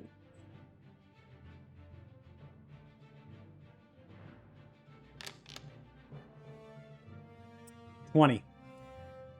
So, under your estimation here, Lise is somewhat right. Tackling the mechanism, whatever lies in these jars and goes into the stonework, right, was where this mechanism might be. That's going to be too much work. Pressure plate is where delicacy is needed, and take it. You basically take the rug, pulling it off. Then you can see it's a flat bar of stone that's slightly raised, patterning of the tile. And you simply begin to take your thief's tools, prying it open, slightly lifting up the plate, beginning to work the intricacies of little things and measurements and whatnot. Begin to disarm. You disarm one side of the trap. Require another successful roll to disarm the other side.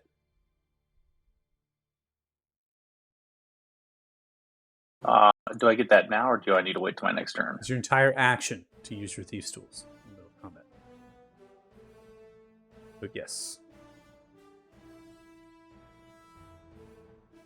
What about your magic bonus hands? That's what I was just looking at. Oh, for My your fast thief hands. work, fast hands. So I can use my bonus action, Thieves' Tools, Disarm a Trap, or Open a Lock. So Yeah, you can use your cutting action then to do Yep. it. Then if you wish. Yeah. That's great. do I need a? I don't know. I did the left side. You're looking at the screen first, and I'll do the right side, I guess. Yeah, exactly. So there's two parts of the trap, right? Two arrow traps that are firing. Oh, Tackling boy. both. So No, I I'm need not. you to make a dexterity saving throw, please. Hmm. 23. So as you begin to make work of the trap, you're not on the trap space, so this is all or nothing in terms of damage. You are working and eventually you set that side off, and the arrows kind of pelter through, and you move your head back in the nick of time. It's a failure on the disarm, but you can try again on the next turn. Damn it, Donlin, you broke this one. Now I got to work even harder at it. And Pip, you're a dumbass for stepping on it again.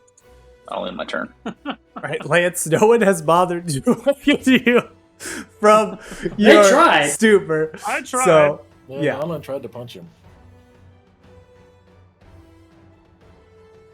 The All way right, I now figured come is to- Lance is not a harm to anybody. I'm getting this damn trap out of the way so people stop stepping on it. Lehman makes quick work of shaking you awake, and then they begin to position themselves here in the space, and then as well as backpedal the Steel Defender to go parallel. And they are simply awaiting in terms of what will happen next, right? They see the swarm on the door, they have the longsword raised, their motions to the door, and they are ready to see if anything will come through. And they're going to end their turn here.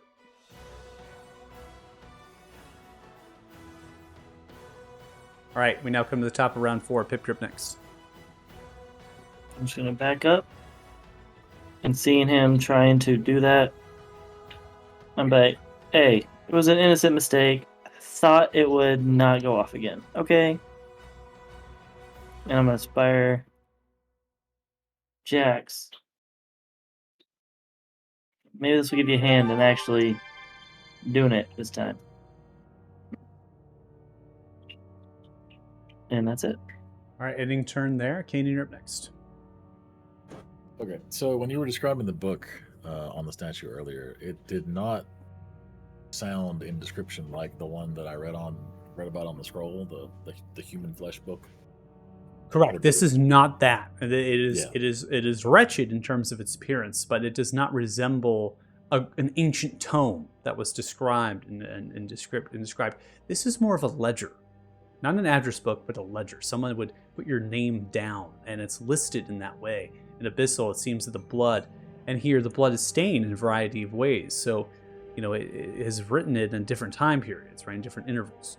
And so, your regard here is this, again, sacrifices of people.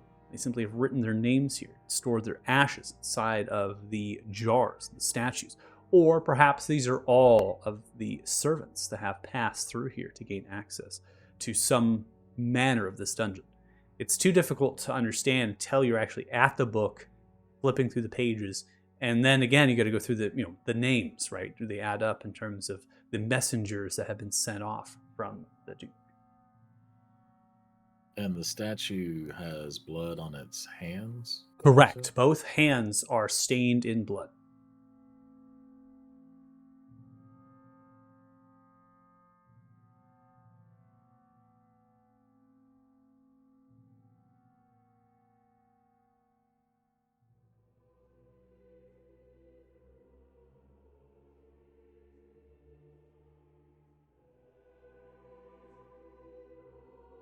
He's just gonna kind of, I don't know if on top of it, but he's gonna actually do an inspection on the book, like flip through it.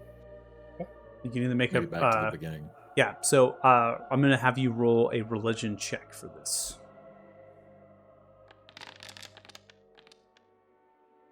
So close. And that is how Evil Dead started in D&D. 18.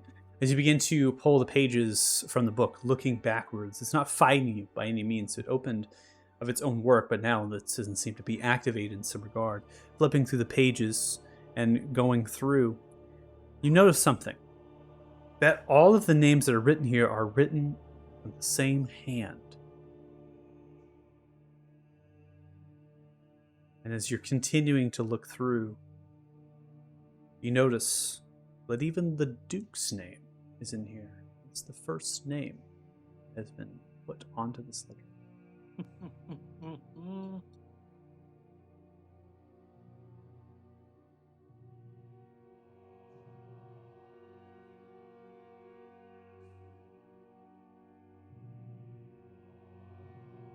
And it's many pages. So I'm assuming there's like a lot of names in here as I'm flipping through. Many in the context, I would say many in the context of a small town in terms of population. So we're looking at upwards of 3 dozen would be pretty strong in terms of your estimation. How many have we killed? Not that many. 8, 14, 16, 17, 18, 19. We're almost through the book.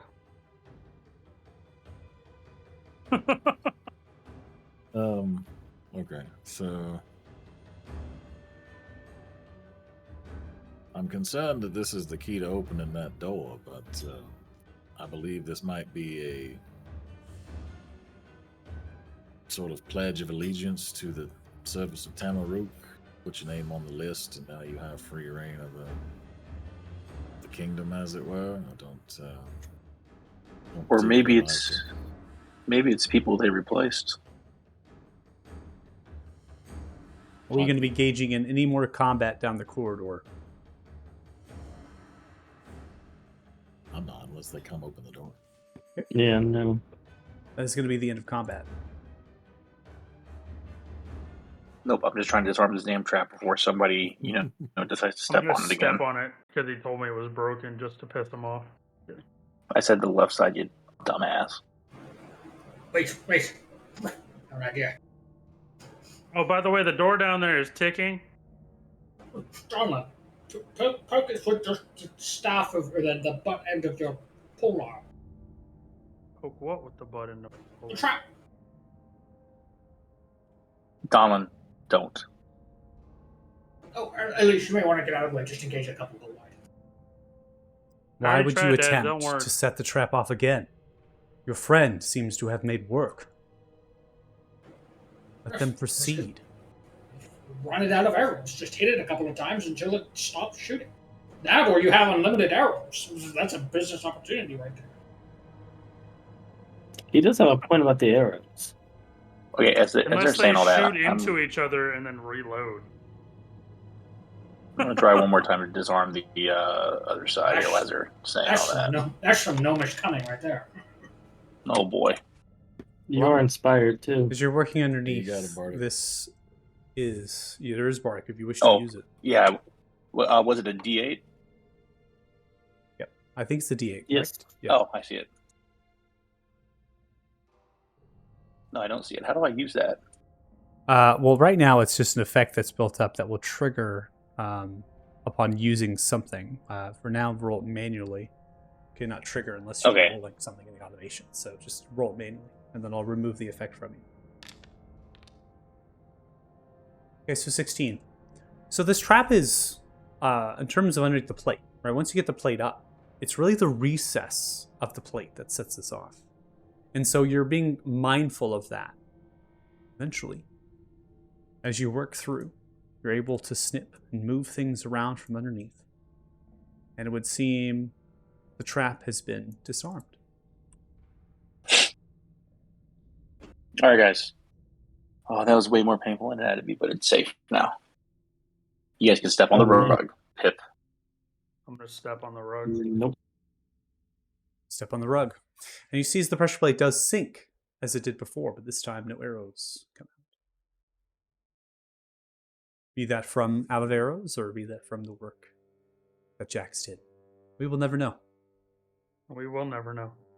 It was the arrows. And then you said these doors 100%. don't open when you turn the handle? That's correct. They are two wrought iron handles, so circular wrought iron handles, but they're shaped in the way of the same figurine, and so you're kind of pulling them or pushing, and they seem to not budge at all in terms of both motions. So the Does it? the vessels I'm sorry. are filled. They're filled with ashes, but it doesn't look like things were burned in there. It's more like ashes were transferred into these. Would be the assumption. That's correct. That's a good assumption to make. It's they're angled in a way too, so they're not pointing directly down. They're kind of like this, and so you can kind of see and imagine, right, that the level is like this in terms of it. So they're not completely filled, and it's the ashes. So so if they're disturbed, the plumes have come out, and so when the arrows have flown out of them, yeah, there's been plumes of stuff in space. Oh, hey, Maybe I Jax, missed that it, other but door had Where a are lock. these? Where are these? Those in the are those corner? are lamps. Those are just lamps standing tall, about Oh, roughly okay. 5 to 6 feet in terms of height, with a singular candle on top of them. Just an ornate kind of Alright. lamp that's there, brass and bronze. Hey, maybe Alright, try well, I'll listen. speaking to it. I'm gonna listen to Donlin here real quick. You want me to go check out this door down here? But he said it was ticking. So as they were doing the stuff in that room, I'm gonna slowly walk up to it and see if I hear any ticking before I walk right up to the door. Okay, both of you hear ticking.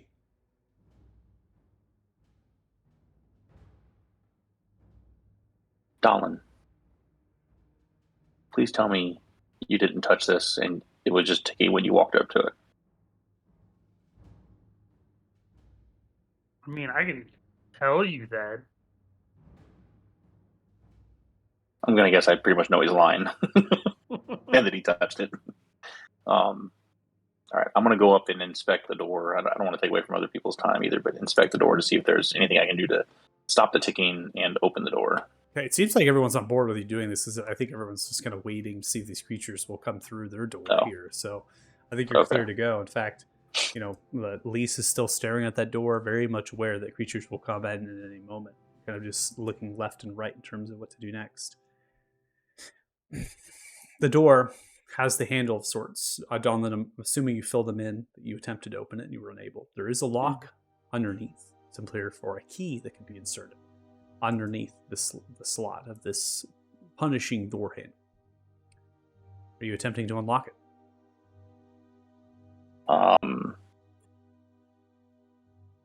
Based on what I know, would the ticking be a trap that's already been set off I can't do anything about?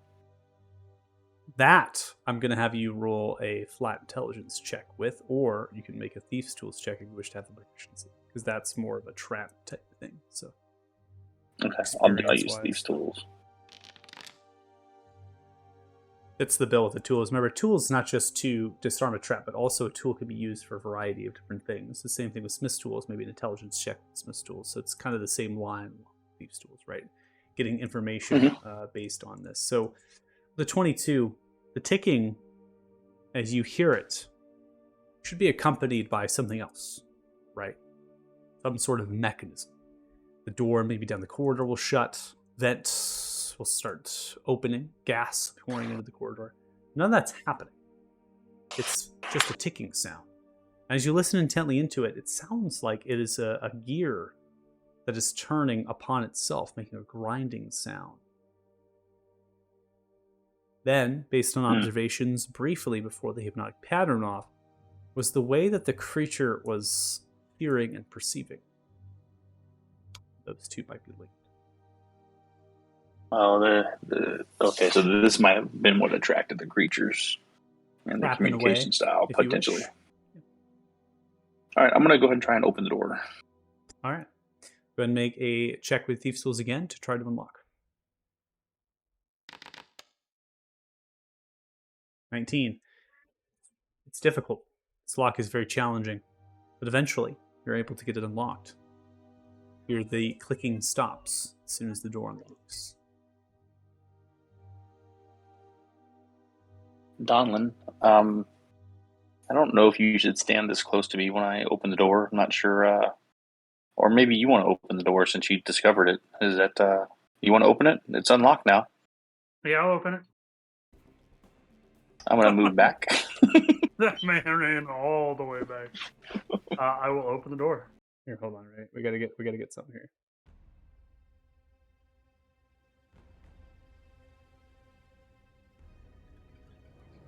The suspense Dun, dun, is spine. dun. You're welcome. All right. So as we have it paused now, so I go through a description of the room. You can see in here appears to be some sort of iron plated door that sits plated in layers. There is a padlock that sits on the handle, suggesting the door is locked visibly. Based on what you can see is there are pots in here. They're neatly made with runes in a different language you do not understand. Those pots cling to the edges. And then protruding from the walls are these draconic gargoyle-like statues, the same figurine of the face of the creature that was observed at the door of entry as well as at the handles. They are in every interval of 5 feet, the same elevation of roughly 3 to 4 feet in terms of height.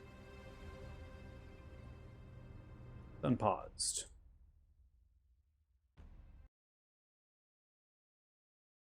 I'm gonna take my glaive and I'm gonna push down here. Learning what we learned with the other door. Push down where? Just in the next tile. Okay. To push down onto the tile. Nothing seems to happen. What's the matter, Donlin? You a little scared there's gonna be traps? He just chops the floor now. This room looks scary. There's lots of gargoyle things and there's some pots.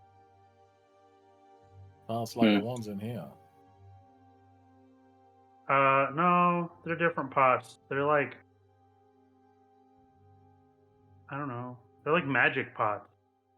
They got rooms on Hey them. guys, we got the door open down here. We should probably go this way for now, given we know what's behind that door, and we're not doing very well with it. So, sorry, Ken. Just ran right into your back. Bit dark, it's understandable. What are you talking about? I can see perfectly fine in the dark. Should I go in the room? I already pushed down on that plate. It seemed fine. Here, 1 second. Did you check to the left and the right, Donlin? Those might be trapped too. I did not. I was gonna get in the room first. There's a wall in the Matter way. of fact, if I was you, every door you walk through, before you walk through it, after you walk through it, I'd make sure you check for traps so it doesn't happen again. Yeah, that sounds like too much pain in the ass. Do we have 1 minute? Like you need to pause for a minute? No. I was just in character. Lance needs a minute if he's going to throw a poultice at Pip. So Okay, that's Oh, fine. I yeah. assume we're gonna inspect these pots or something. Okay. We're gonna do a poultice. Okay. yep. So I just need 1 minute to. You know, you had to take that extra step. Oops. Dave, what's Somebody I'm tie not Donlin applying. to a chair until we get out of this dungeon. I am apparently Kanan. not applying anything. I need you to make a dexterity saving throw, please. Oh shit! Oh shit!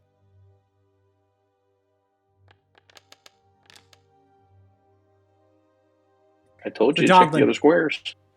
As you step onto a pressure plate, seems your foot sinks down into the ground, and the mouths of the figurines unleash themselves, and a gust of flames begin to send, hitting themselves back and forth, even twisting and twirling over themselves in a greenish flame. Your setting off the trap sets off all of them. And as such, Kanan, you are inside of the chamber, and you are caught in the flames. Donlin, you take 12 points of fire damage. Caden, slow to react. You take 24 total points of fire damage as it erupts. In Oh, multiple sorry, Pip. successions, as it begins to burn, you're bracing yourselves away from the flames. It is unpaused. Donlin, go to your room. Yuchu, come back here. Sorry, who just got demoted? Hey, that one over there looks different than these ones. Can I jump over there? I'm getting the hell out of this room. Okay, come here. We'll get this. Donlin, you checked this first one for traps here, or you pushed it and nothing happened, right? The one I'm standing on. Yes. All right, don't move. I would like to look at the tiles in the room and see if there's any others that look like they might be trapped before Donlin moves again. 14 to you, Kanan. Make an investigation check. 18. The patterning of the stone tile is going to relate to where the pressure plates are. It's up for you to decide that based on what you can see. I can't get. I know he probably can't, but I would be able to see the pattern that Donlin's on, but I can't see it because of his token. No, all of them except for this one and this one were the same. I noticed it out of Alternatively, character. You could back But, out of the room and look at it. That's instead of true. Trying to guess. Oh. John, No. John, get the fuck over here. Yeah, We're that's a gonna good call. TPK Donlin just so that he stops stepping on shit. That's what's gonna You just happen. take Donlin, just pick up Donlin, press him against the mouth of the gargoyle statue in the middle of the fire. Press the blade! And there's blood on it now. I can't see You anything remember else blood? there. Blood is Five local. Blood is local, so you can clear the blood. Oh, you can? I don't You want can. to refresh. No, you don't need a refresh. It is the blood icon with the slash through on the left side of your screen. It should be on the main set of Oh. the tools. There we go. Okay. That clears Looks blood. like It's they're- all local. All right. It's They're all the this same one, except for the this one you're one, on. Yeah, and those that two. So you kitty corner and then jump across. I was just trying to look at the pods before somebody was like, "I'm gonna go jump." So you have to get to this one. Yeah, you just This You is can where just we're going step to take on a. that one. This is where we're going to take a break. So you all beginning to negotiate, investigate. I'll give a chance so you can see the rooms for those who can see. So you have related this, Jack, successfully in terms of your investigation Mhm. check that there is a patterning to the tile, and that is perhaps suggests right the trap is set off or not. With that done, you all are in the corridor, kind of all stacked up, waiting to pass forward. The swarm of insects press against the door to attack. Lehman and the steel defender at the ready as well as Elise, right? So we're leaving them kind of back and for defense in case the creatures press through. But they have not. That door has not opened. Nor did you hear the skittering of voices in a series of clicks, which is rather strange. Now we're moving on to something else. The threat lingering at our backsides. What lies beyond a door in front of us. If you're watching the stream, thanks so much. Really appreciate it. As we watch Donlin trigger every tramp that I have created, which is fantastic because I have spent a good deal of time making sure these traps worked and the effects and certain things, how they do with the automation. All hands off, bro. It's great. Yeah. So we'll be back in 10 minutes or so. So 7:28 p.m. PDT is when we'll return. Thanks so much for watching, and we'll see you in a bit. So bye. Bye. He doesn't even have to worry about killing us.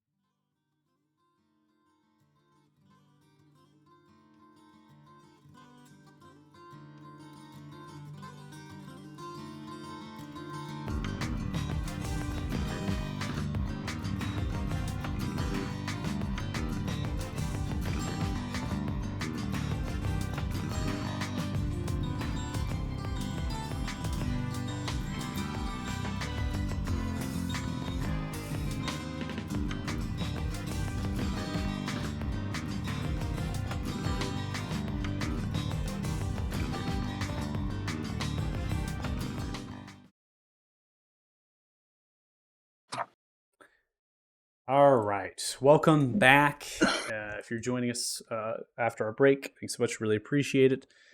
We have the Dawn special for you. We're going to see how many times a Kenner can be roasted. So, without further ado, you all are navigating this trap in front of you. You notice the pressure plates. Obviously, that was triggered by Donlin. Kane, you were caught up in that. We have now drawn onto the canvas here for you all have, right? In terms of what you regard as safe positions to step onto. Is that correct? Oh, we're about to find out here. Yep. All right. All right, everybody, stay here until I get across, and then we'll follow in my footsteps. But I got to get to the door and open it at least. So I will take a step there. Okay. Step there. Stop and you turn. You look from left to right. Sees the mouths of the gargoyles and things are closed. They're not open. All right, and then That's I'm where going the to laser spawn. jump to that one. Okay. What athletics, I guess?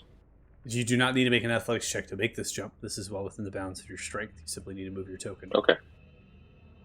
And then I'm going to look at the door, do a quick scan for traps and locks. Okay. Make an investigation check first if you're looking for traps. 17. The door is welded metal. It's been layered over. The seals and the hinges inside. It becomes very apparent that this is a reinforced door to stop and bar entry. Padlock has a lock on, bracing the hinge from being turned and pushed. You do not observe any sort of traps that would deploy upon opening this door. It does look like it'll open if I pick the padlock on it. That's correct. It's a Okay. common style door swinging off. You imagine it would be like a fence at that point. Quickly pick the lock here. 17. As you put your key in, you notice there is difficulty with this lock, far more than the door that you entered into. It begins to turn and twist, as if the tumbler inside is changing, rejecting the entry of your thief's tools. I need you to make a percentile roll. Oh boy.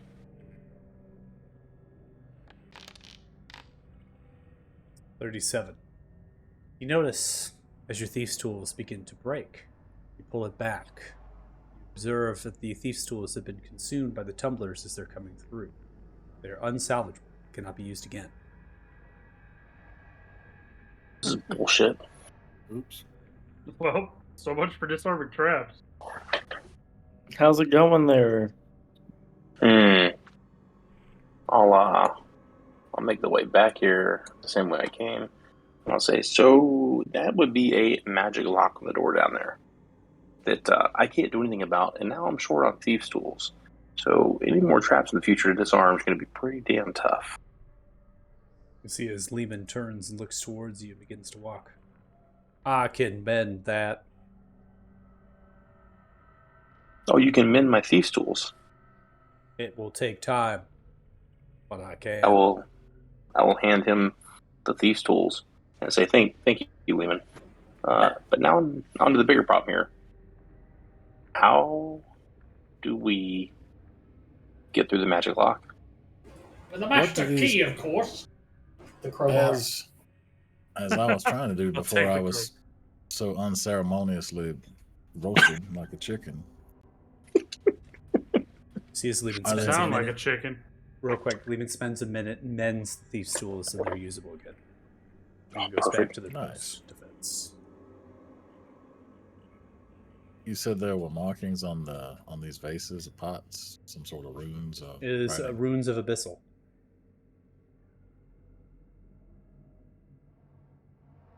Do they say anything, or is it just like magical inscriptions? Or Make a religion check.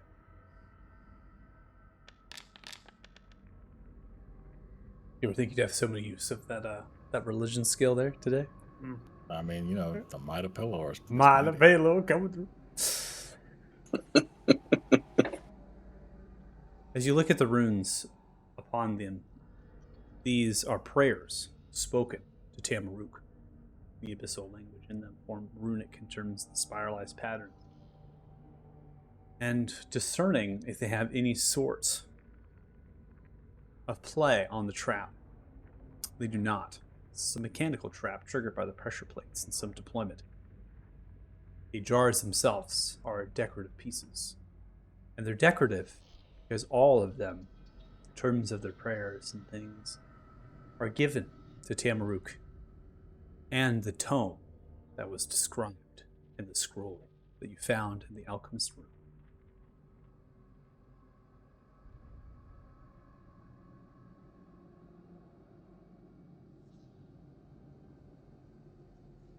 Interesting. I suspect there is no way we're getting through any of these doors without getting our hands a bit dirty. I have One an moment. idea. I'll be right back. I have an idea too. I don't know if you have the same one.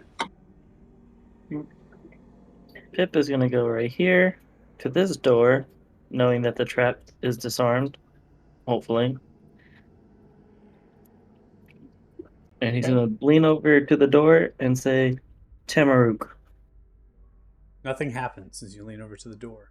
We're now going to pause every movement that's happening downstairs. Remember, I only have one view of a map, so when I have people teleport, pretty much go back and forth, and it's an honor system at this point because I can't pause separately on the maps.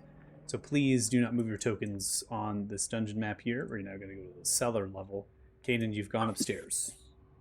Yeah, I mean, I don't actually need to be up here long. I'm just going to grab one of these bodies of the gentleman we just killed and bring it back downstairs. Okay, sounds good. You move your token back and forth, and it will cycle you back down. Everyone is free to move their tokens as they wish now. Thank you. He just comes like dragging this guy back downstairs. Just measure the head all the way down the stairs. I don't know that this will particularly work, given that I would imagine everybody in this building has already been through this ritual, but he's gonna cut both of the body's hands and put them on the statue's hands to smear blood on the statue. So as you smear blood upon the statue and the hands and the blood begin to dribble from palms, and that blood begins to fall down in the direction of the book. The book snaps and moves to a specific page and begins to dribble upon that page, soaking in and simply rewriting over the same name of the individual. As that happens, you feel a breeze of sorts of air fluctuate through. The doors swing open. As the doors swing open, Pip, Elise both observe two servants at the end of a southern hallway with a rug and tapestry of black and silver as it runs. Aligned on the walls are barred metallic welded doors, padlocks upon them, every interval of 5 feet as they align. Servants make way to attack. Need everyone to roll initiatives. Damn it. Good news is the door's open. Yeah, I wonder if this idea will work. If I can. None of my ideas seem to work.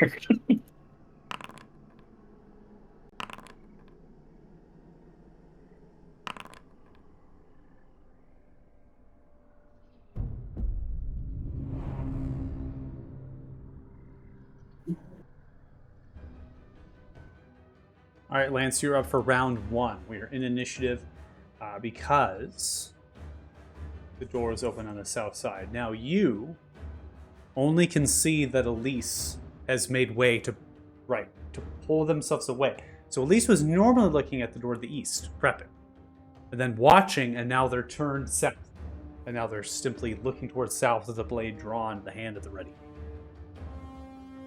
Okay. I guess I will mosey on down. 20, 25, that doesn't fully put me out of the hallway. I can see that the door is open, but I'm not... I mean, we did just come off of multiple fights. I would kind of expect more fights.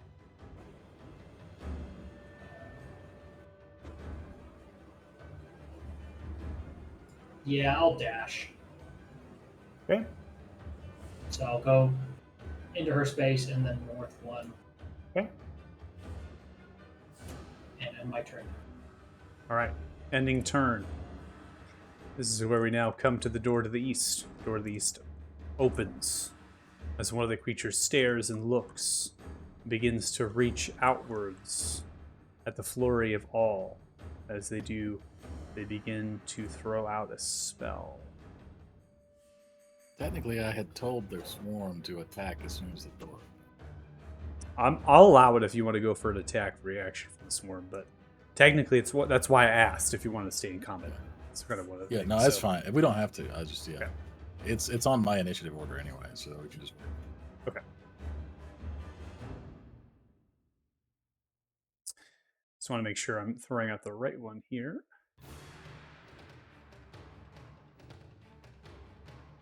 You all go to sleep again. Mm,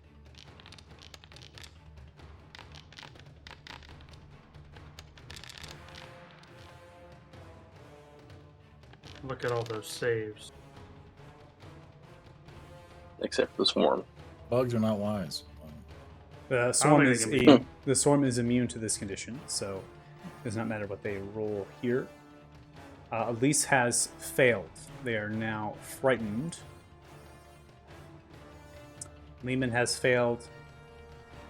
Lance success, Pip success, Kanan success. So it's just Lehman and now this frightened condition. You can observe that they begin to shake violently from left to right as the fear begins to pull them through. Creature must take the dash action and move away the safest available route each of its turns as they're invoked with the fear. Upon breaking line of sight, creature could make a wisdom saving throw. Successful save, they will no longer be frightened. So you see immediately the blast of energy begins to invoke, darkening the room for a brief moment.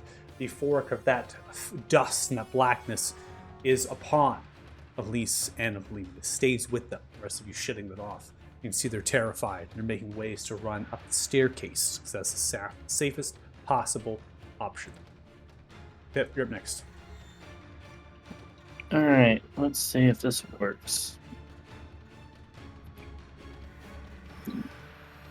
I'm going to try suggestion at 3rd level. That should let me target more than one creature, if I'm not mistaken.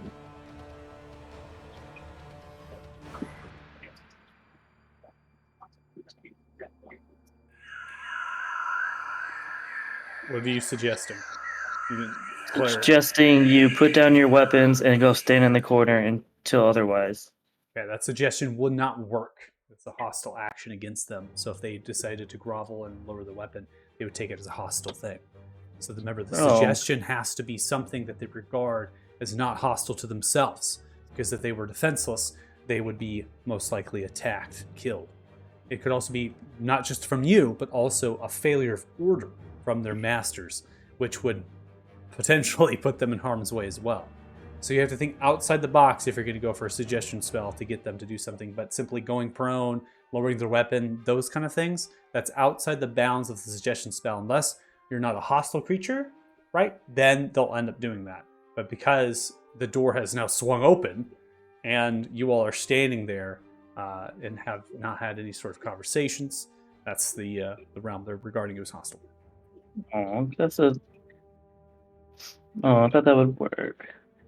That's what I've watched read about, but okay. Yeah, so in the actual description, suggestion must be worded in such a manner as to make the course of action sound reasonable. Asking the creature to stab itself, throw itself onto a spear, immolate itself, or do some other obviously harmful act ends the spell. So if they regard it as harmful to lower their weapon, grovel in a corner, rather than defend themselves against a hostile creature, that's something they just cannot do. This can be more or less open the door, right? A suggestion like you had prior to them saying, "Oh, yell outwards," right? That it's safe, coast is clear. That is not something that's going to harm them. They believe. Mhm. Opening the door behind them, perhaps not, right? That might be harmful to them. Okay, well, there goes that. So I'm just gonna. If you want to retcon it, you can. That's fine. It's up to you. No, I'll Okay. learn my lesson. Yep. I mean, it's fair game. Okay. All right. Pip is just learning that spell. He just got it. I mean, so he's gonna step forward though, just so he's no longer near that, and he's gonna shout to Kane and shut the door, and then end his turn. Jack, you're up next. Would we hear or see any of this from where I'm at? Yes. All right. Well, then in that case, I'm going to move my movement and use my bonus to dash.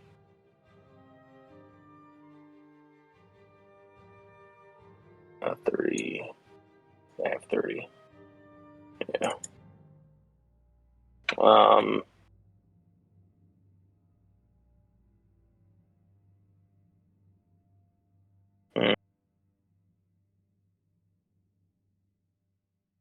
And it's a free action to shut a door. So I will use my. So I use my bonus to dash. I can use my action to dash too, right? Your cunning action can be used to dash, so you can use your bonus to dash, which means you still have your action to take. Yeah. So I'm basically using all my stuff to get to this door and close the door. So you're going to be using a double dash to shut it for free action. Yeah. Okay. And then in my turn there. All right. Any turn that's going to break line of sight, Lehman will make a wisdom saving throw. I want to make just real quick. I want to make sure. Ends the turn. Does not have line of sight, so it's going to run first. Stairs. Breaks line of sight. And we'll make a roll. It's going to be a failure. Unfortunately.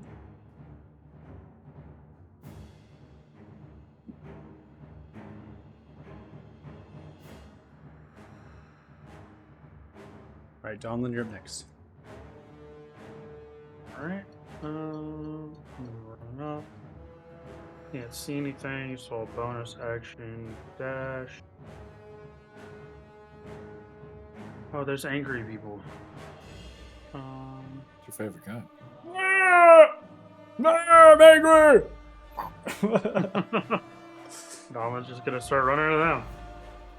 I will end my turn. That you can touch. All right, Kanan, you're up. All right, same deal. Before he's going to leave the bugs there and have them ready to attack if they reopen the door. Here. I don't suppose these are the ones you wanted to talk to. Yeah, well. All right, 15 hits. 16 points of force damage. Pierces through the center point of the chest. Gonna make the collapse on the right hand side. 21 hits. That does 17 total points of force damage. And that one dies as well. Show off. And it'll end his turn.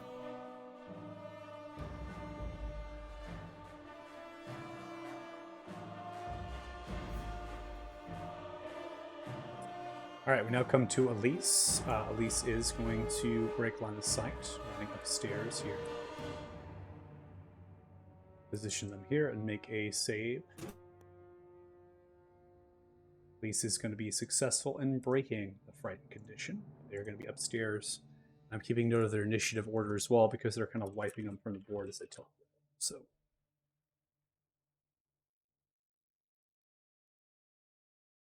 We're now going to come to the top of round 2. Lance, you're up. Okay. Two foes dead to the south, door closed to the east. So, I suppose.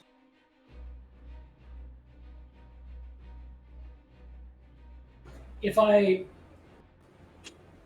object interaction to open a door, does it then go to a bonus action or an action to then close the door and have two object interactions on it? It's always a hierarchy, so it's a free action shut a door, then it'll go to bonus action shut a door, and action shut a door. But you're just kind of using whatever action economy you have to shut, reopen a door.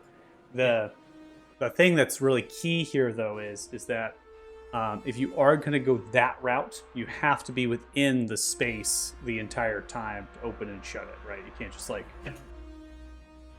Yeah, I can't move around. Yeah, my thought was to go over to the eastern door.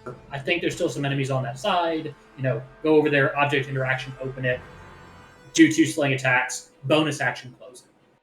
Yeah, that's fine. Okay. So, also that space seems pretty congested with Jax and the bees there.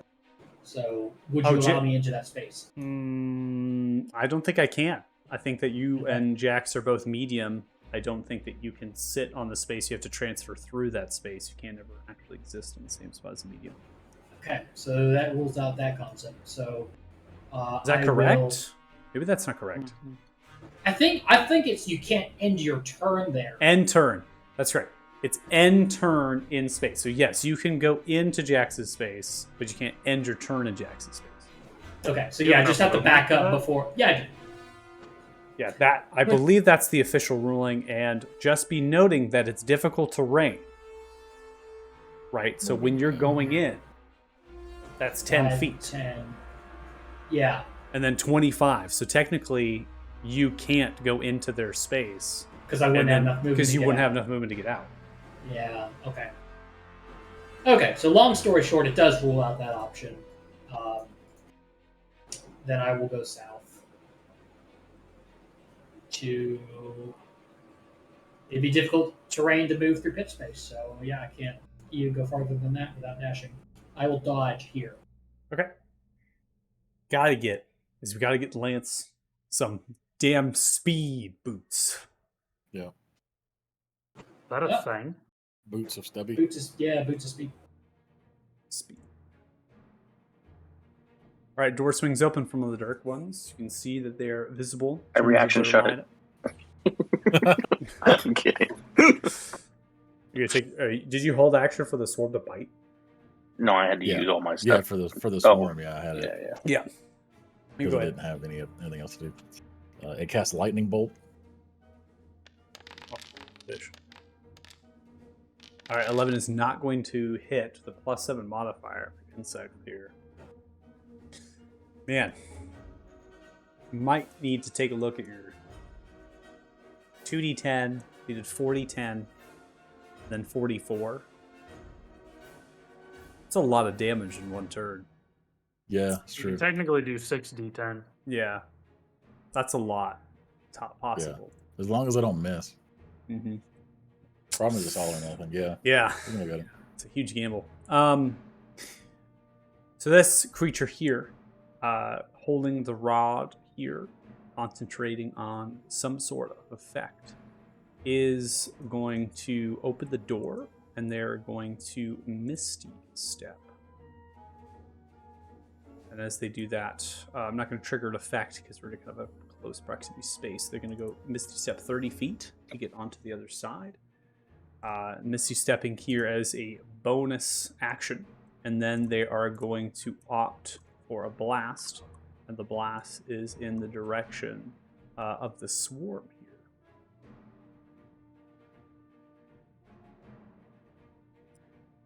here. And is it working? Alright, well, it's not working. We're going to go for a refresh. Apparently I can't click anything. Rest in peace.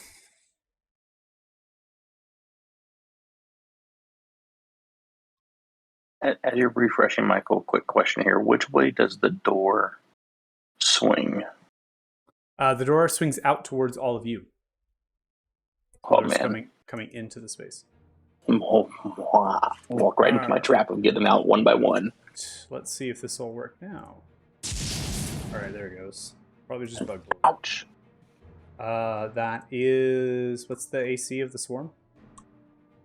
12? Sounds right. Okay. Yes. Swarm is going to take 7 points of force damage as it comes splintering in. As you see, as it kind of gets smashed into the swarm, it's really just kind of aiming around. In fact, it's probably like around Jax, which makes a lot of sense. It's aiming for the swarm anyways, because Jax is kind of sitting in it, so it hit the swarm Like a first. bug shield. Yeah. Yeah, it's like a bug shield. So Then this I one increase still has my AC. movement. Then this one has movement speed to go, and so it's actually going to go ahead and move 20 feet down the western Double step. corridor. Yep, you're up next. They step on the trap. Ah! Oh, so they didn't close the door. So Pip is going to move right here and is going to cast Sleep.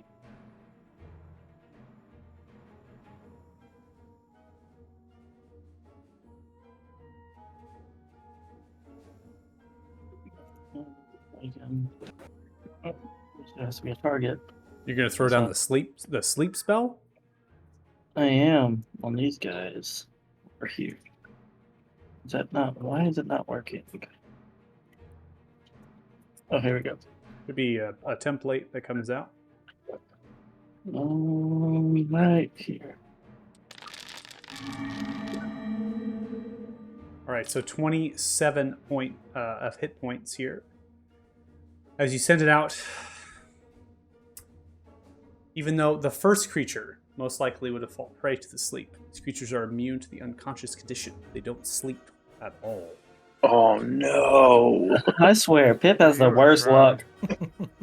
Rip. Still has no effect. I mean, at least you didn't get roasted. It's true.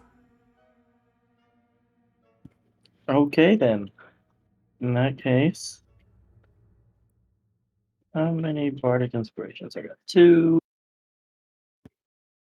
He's gonna inspire Jax here, who's probably gonna need it, since he's right at the door. And that's he has some movement speed left to move back here. And that's his turn. Lance. I love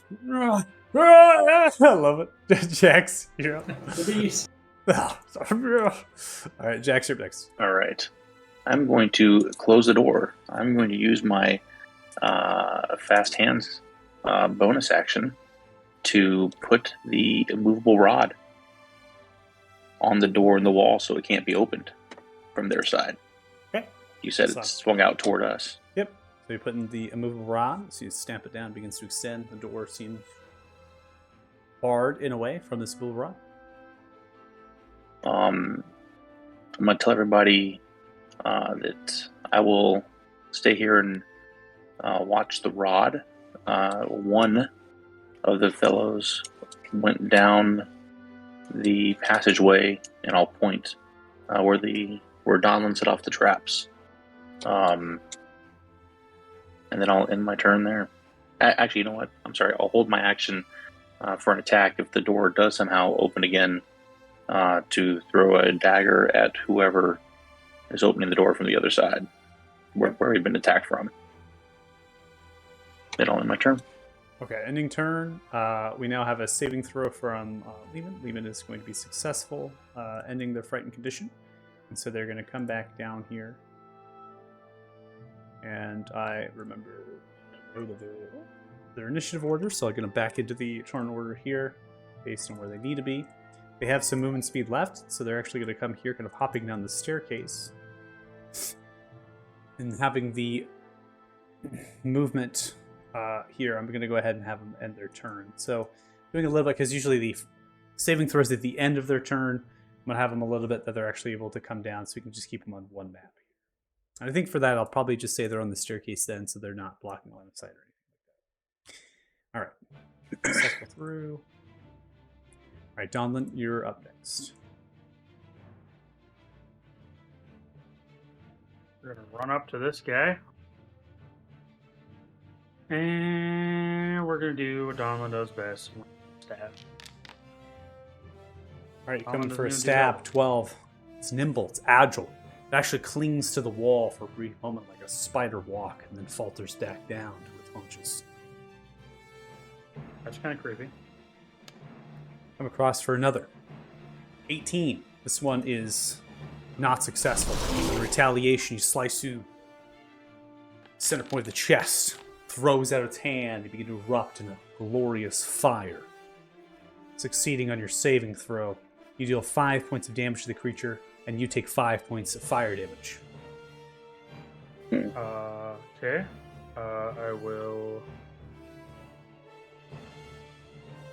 bonus action. Let me make sure that's bonus action. Okay. Yeah, I'm gonna bonus action. I'm gonna drink a potion. Okay. Pop in the pot. Recover 18. Back to full. And then because he hit me, I'm going to action surge. The audacity. Right? How dare he hit me? And we're gonna stab him. Open for another attack. 15 will hit. You deal 6 points of slashing damage across this time of the arm as it braces. My attack roll is so low. And last attack of action surge. 13. Going to be a miss. Ducks underneath it, landing on all fours for a brief moment before propping itself back up. I'm just gonna make the finger moves, and yeah. Its tongue waggles from left to right. Kanan, you're up next. Well, what else down here?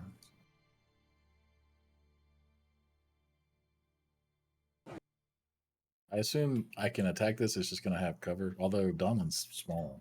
That's correct. It does not have Yeah. cover based on the Kender being in front. Yeah.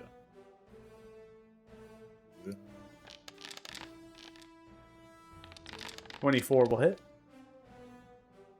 That does 13 points of radiant damage. 24 will hit. That does 7 points of force damage.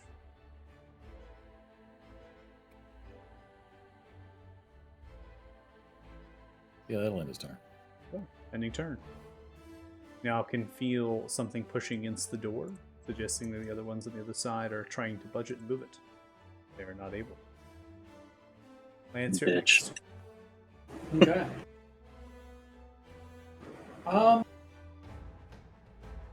Yeah, at this point, given that we're playing this tug of war over the door, I'm going to back up and hold an action to use a sling when the door is opened and something on the other side tries to come through.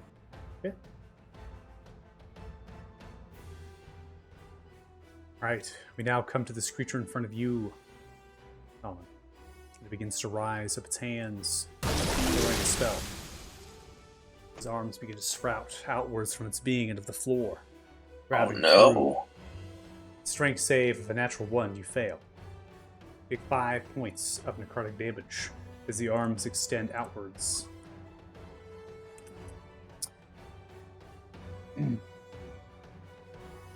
Cannot take reactions for the next turn. In addition, I believe that is it in regards to this creature. Yeah, that's crack damage. Can't take damage. Does the arm sprout forward? But it would hit more in terms of its radius. It's not just your slot, more slots around it. Certain effect. Simply caught off guard as some of the tentacles and the arms kind of come sprouting forth and almost not restraining you, but you're having to negotiate those to not get battered more, and that's what's taking up the reaction. Creature ends its turn. Pip, you're up next. Okay, Pip's gonna go right here. And he's going to whisper, hopefully, something better than sweet nothings in his ear, but we'll find out. Okay.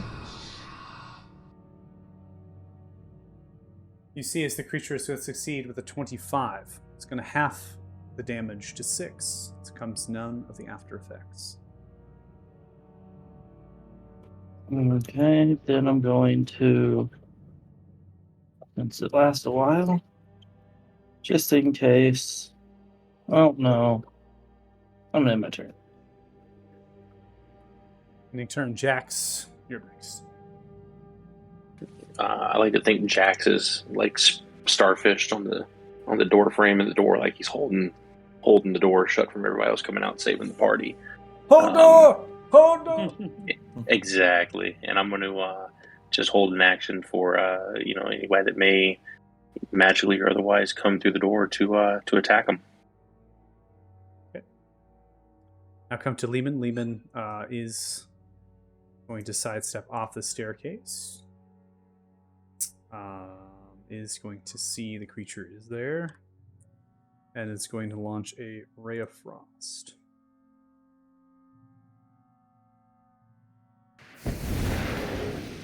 (17) is going to hit into the creature. The creature takes 10 points of cold damage. You can see as they're broken apart from the ray, and they begin to fall into ash piles of black. And the robe simply toppled down with the rod at the side, as well as the scabbard of a sword. As it clanks to, the creature is nothing but the pile of garments and the items. Lehman then begins to use the rest of their movement speed, and they're going to get here into the corner of space. To the end of their turn. Donlin, you're next. I'm gonna run up here, and I guess I will action dash to this door. Stack I will- tiny, small, tiny, Yeah, small, man. medium. You all Tiny, the way small, up. medium, large. Tiny, small, medium, large. Come on. Get it now. Where's your large spell? Come on. All right, Caden. The hole is too small. The only thing I need to ask here is anybody taking any combat actions in terms of the door? Are we staying in initiative? Is that the intention? I think, in my opinion, anyway, for the So group is- would be at this point, we have to try to take out the rest of them that are in there. They're going to be a pain in the ass. Might as well take them out now. Yeah. Could just leave the rod there forever. You don't need it for anything, Oh boy, that's not happening. right? And we take a long rest first, and then take a Just leave it there for 8 hours. I think you have to consult your doctor at that point. hmm I am My your vote. doctor. My vote would be we fight them. Just bum rush in and fight them. Donlin's already stabbing at the door, so yeah. It's a group vote though. So we're all gonna hold an action to attack, and then Jax is gonna open the door, and we're just gonna dogpile the first guy. Is that what That's- we're doing? That's what I would say. So Lehman is the Like only it's one who's not ordered. going to get the held unless you wait for the round to go through. Round 5 is when you unleash it. Yeah, I guess I will hold. Yeah, that But sounds you have good to to me. understand is they can hold actions too. So That's If they're also trying to true. bust through the door, or one of them is anyway. it's free action to open the door though. Unless they're taking their actions to Oh, try to bust fair. it through, and by that point they might have figured out that they can't move it. So I guess that's a chance. we might literally Yeah. just have They might be held, holding 4 fireballs. held action off, baby. Is that what we're doing? Is never that what's know. come to?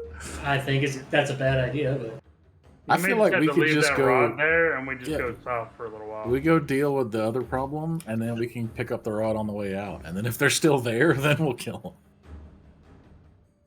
Okay, that's gotta be a group decision because I either end combat or I keep us in combat. I mean, we can see what's in these doors down here too. We haven't even Right, opened well- any of these. Jax I'm- has to agree to give up the rod for an hour or two. Can you be Look- apart from it for that long? What Will if it break your pact somebody? with Balrugar? What if somebody? Well, one it might, and two, what if somebody comes and takes the rod? Then we're screwed anyway. Just have someone stand guard. Leave the steel defender to protect the rod. You have to steal the vendor. Or just leave Jax there.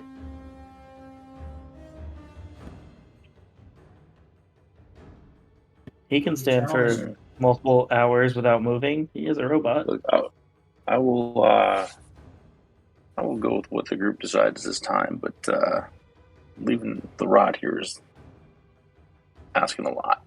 Or Jax can just stay there with it if that's what he wants. You can just stay here, and we'll go finish the Duke fight and come back for you later. I have this sneaky suspicion, if for nothing else, traps, you might need me.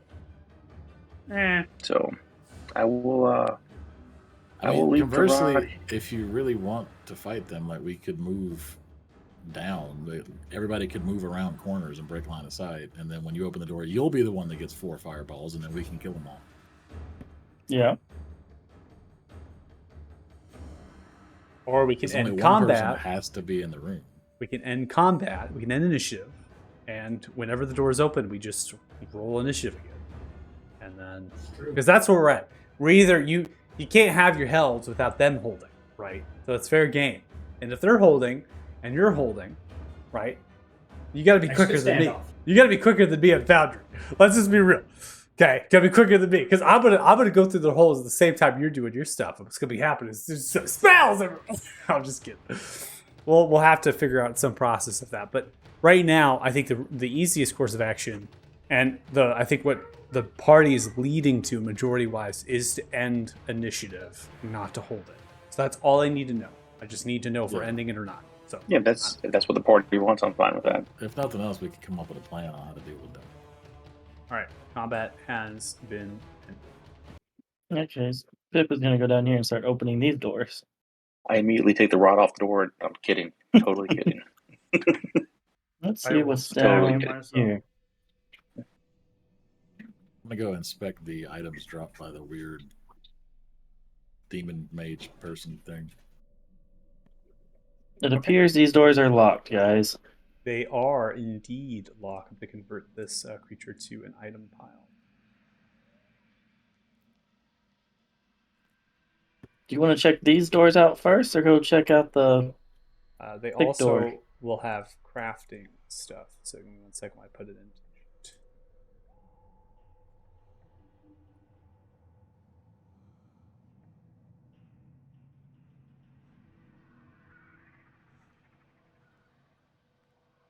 So laggy.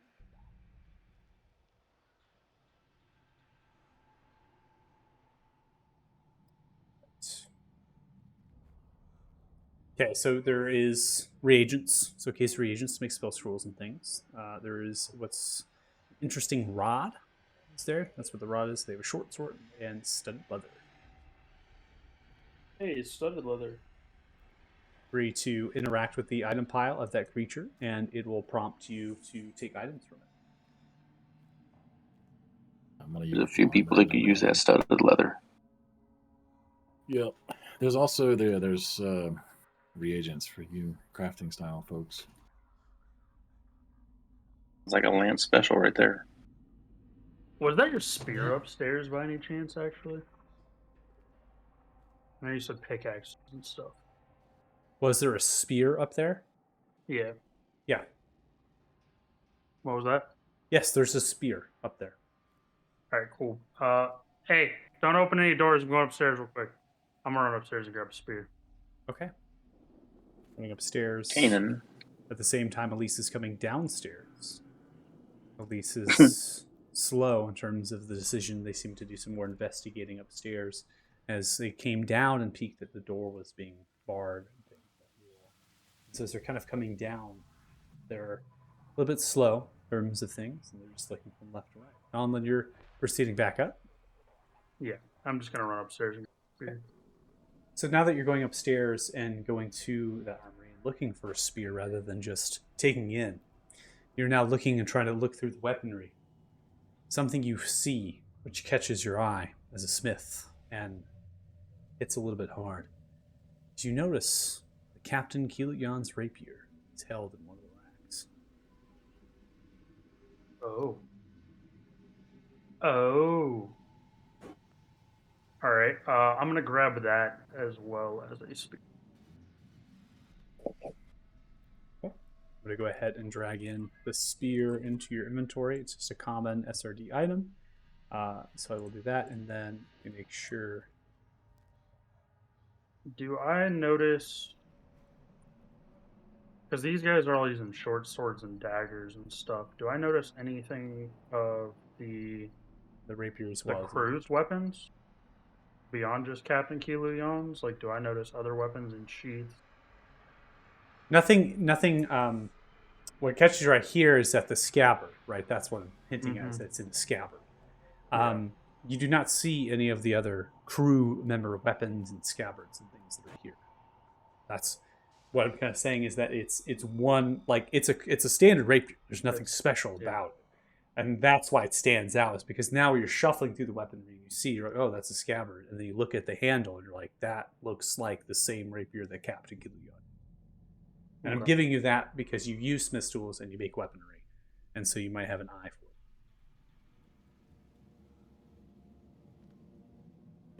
it. Refresh said my that's- memory, what happened to the captain? Did he get blown up by the dragon? No, he left. He made after it the backwards. dragon. Yeah, no, I mean at the tavern, not on the boat. Yeah, he left after the dragon. Okay, so he was still alive. I couldn't remember if he saved him. I don't remember where he was going. Though, was it to check on the other The Dukes. people? Was it the Dukes he went to?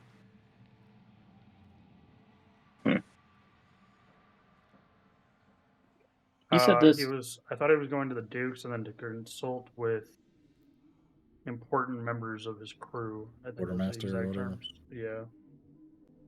Did you see his name in the book? I think so. There were a lot of names. Donlin, can I ask, why do you need a spear? So, one thing I'm realizing is I'm trying to stab people with this here sword, right? Okay, a sword is very different from a glaive. Fighting He's style terms. he's blaming his shit rolls on the weapon choice. I think it's the problem. That and OOC, I may or may not have a feat that does better with a spear than it does with a short sword as far as Yeah. usability. It's true. I thought you were getting it for to try to put on the door or something to help me out with my immovable rod dilemma right now. But He doesn't No, I care don't about give a your fuck rod. about you. well, thanks, buddy. Kid, Kanan, kid. can you use your swarm here to help protect my rod if I leave it? I can tell it to command it to eat anything that touches the rod, but it depends on how strong they are. You need to protect your rod. You need a codpiece. Definitely do Wow. not want insects, critters getting around that. All right. So Pip, you said the door down here is locked. Yeah, all those doors down there are locked. Did you try the big double door? I mean, I didn't try the one at the far end. I'm not gonna kind of lazy. Once a far walk to see it's just locked. Man wants the sword, doesn't want to walk to the far end. This bard. Watch, it's gonna be locked, and that's gonna prove my point. So I'm gonna come to this first door here. I'm gonna try to just pick the lock, see what's behind there, and just one room. Go ahead and make a check with your thief's tools, please. So as you're taking an 11 here to work on the thief's tools, you immediately hear the voice of a feminine humanoid at the back end of the door. Someone there? Hello? It's muted, faint, through the metallic door. Padlock unclips. You swing the door open. Towards you. You see, it's common folk. Human. Covered in muck, tatterings of their own cloth dress, blood underneath the fingernails and scratch marks across the chest. Look towards you and they immediately open their arms for an embrace.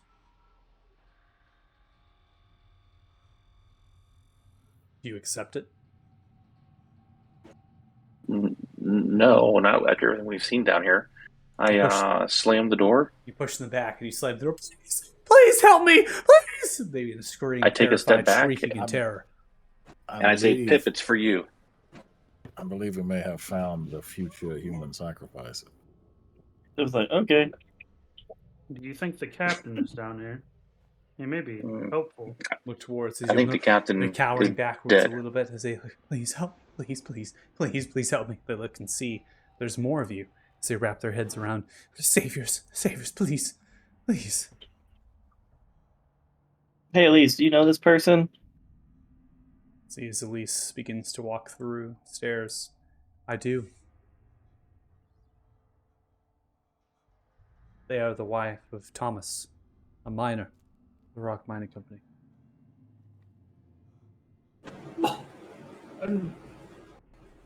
Was it known that they were going missing if there were people in town?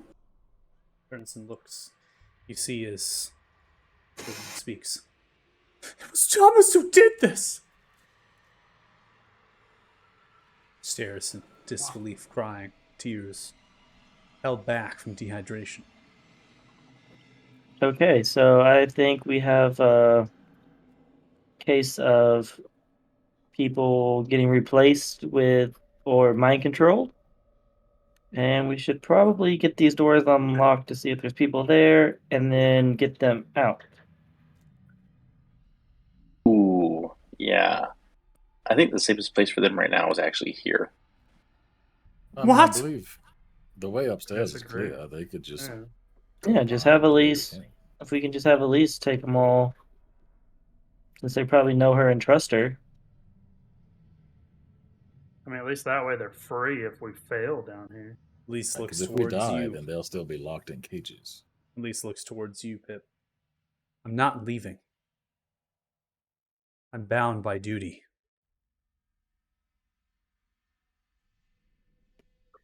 By duty, Okay. or you It's trying to simple. find somebody, Elise? I've already told you. I've been working very tirelessly and long, put an end to what the Duke and their ambitions are. Yes, but you're also the only person who knows these people and can get them to safety.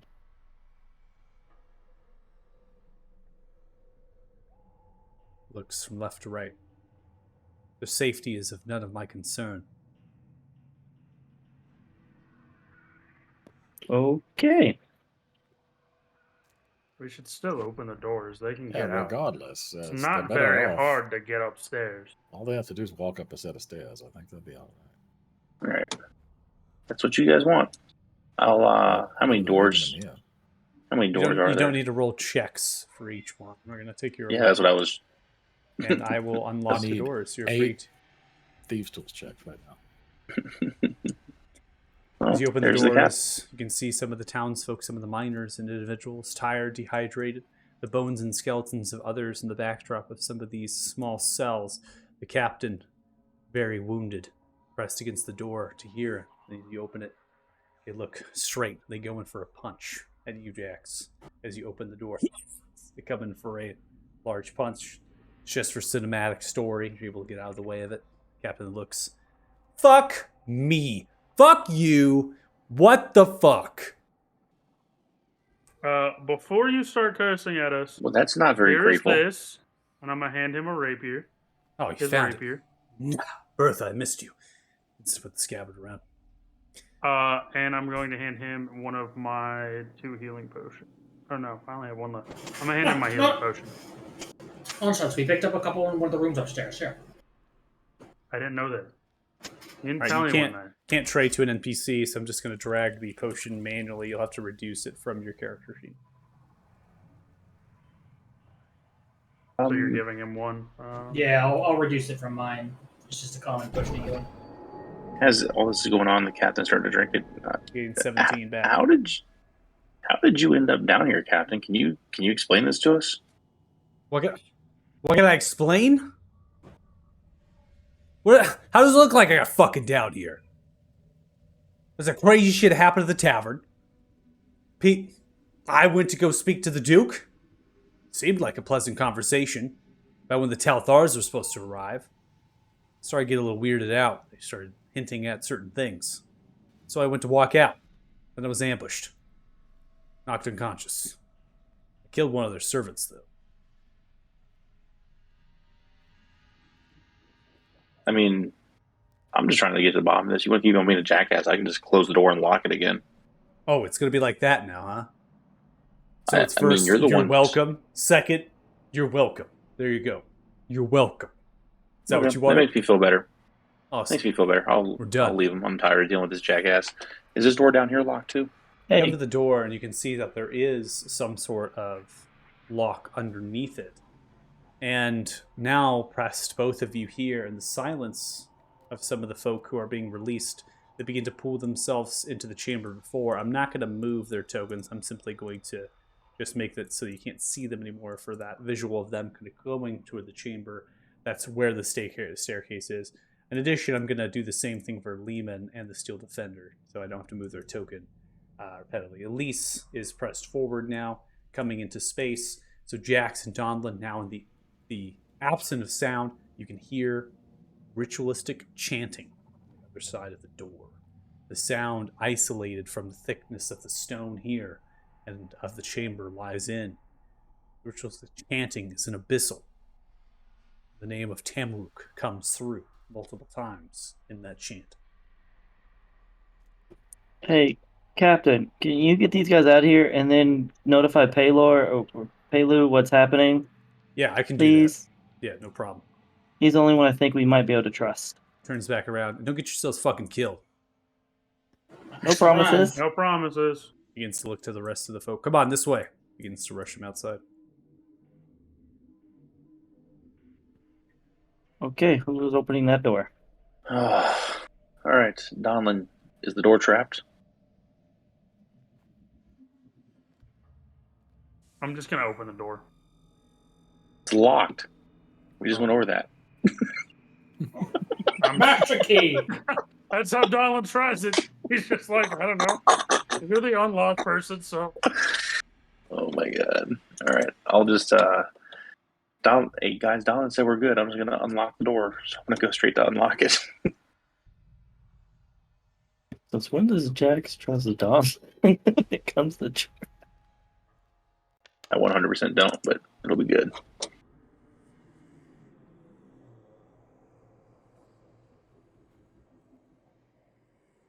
$18. So as you begin to fit your thief's tools into the lock, the same tumbler that was felt from the padlock is felt here. Mm-hmm. And you can see that your thief's tools are beginning to fail. The DC of this is a little bit easier in terms of the success. And 18 hits the mark. Feels as if thief's tools is taken. And you feel a switch, a click of sorts. Handles are free. All right. So, guys, we can hear chanting. Do we want to sneak in? Do we want to rush in? What do we want to do? rush in and They are already Fight performing 'em the all. ritual, then yeah, we may be on a bit of a time crunch. well, we Alright, also right. just stabbed and fought a bunch of people. I'm sure they know we're here. Donlin, on 3. You ready? One, One. two. 2. Oh, shit. You and I had the same idea. So as you are butting heads, we have now reached the time. The shake of the ground begins to emerge as there is a deep rumble that emanates through. You hear the swishing and the sounds of ghastliness in the backdrop. And then you hear something quite ferocious beginning to grow. Okay. It's damn it. unpaused. Sorry, the door should be open. We just happened to hit it at the same time. So as you see a cloud of reddish energy that begins to glow underneath the platform, as it begins to be invoked, is a demon. Fiend. The creature is large, hulking tall. Its pincers-like mechanisms for arms and other appendages underneath. Horns pulled forth. It's on the knee as it begins to pull itself upright and straight, with shackles that begin to form upon its wrists. Begins to look at them from left to right. Lets off a small sound of a howl, turn of its neck and flips. You see as this happens, the swiftingness as the actual creatures inside of the space are sacrificed as they begin to fall back onto the ropes and the rods fall to the ground. The only one not is the Duke at the back end. Each here of this room is a ritual summoning chamber. A dial is what this creature was brought forth on. A dial is commonly referred to in this world as a place of commune, to speak to a deity, commune planes, simply for talking, not necessarily summoning at all.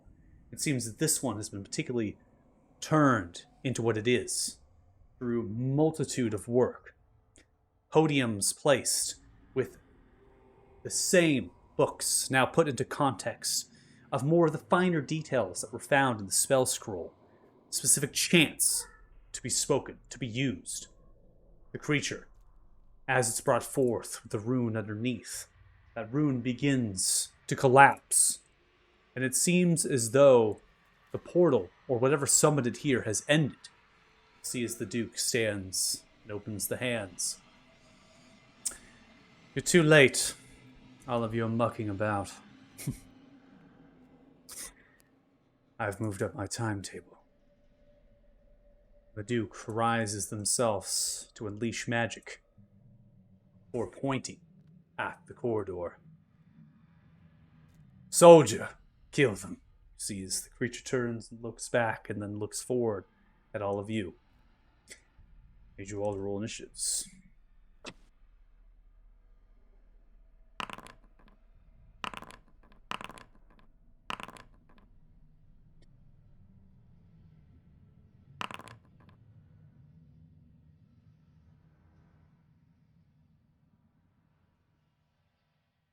I will state, you can tell me if you want Lehman here. There is that available space, or they can replace the space that Elise is on. It's your choice. Because Lehman is simply just going to be placed where relevant to the party. I mean, I think the empty space is fine. I don't have an issue with that. The empty space right Yeah, there? I think he would be closer. Say that, or I can move up as well. Oh, and put him in the back. Yeah, that would work too. Pip, do you want the Steel Defender in that space? Yeah, that's fine. Okay, then we switch. I can switch with him. It's unpaused. You can move now. You can put yourself I bum there. rush the demon. Bum rush. Here, I'll move you. Oh, why aren't you moving? There you go.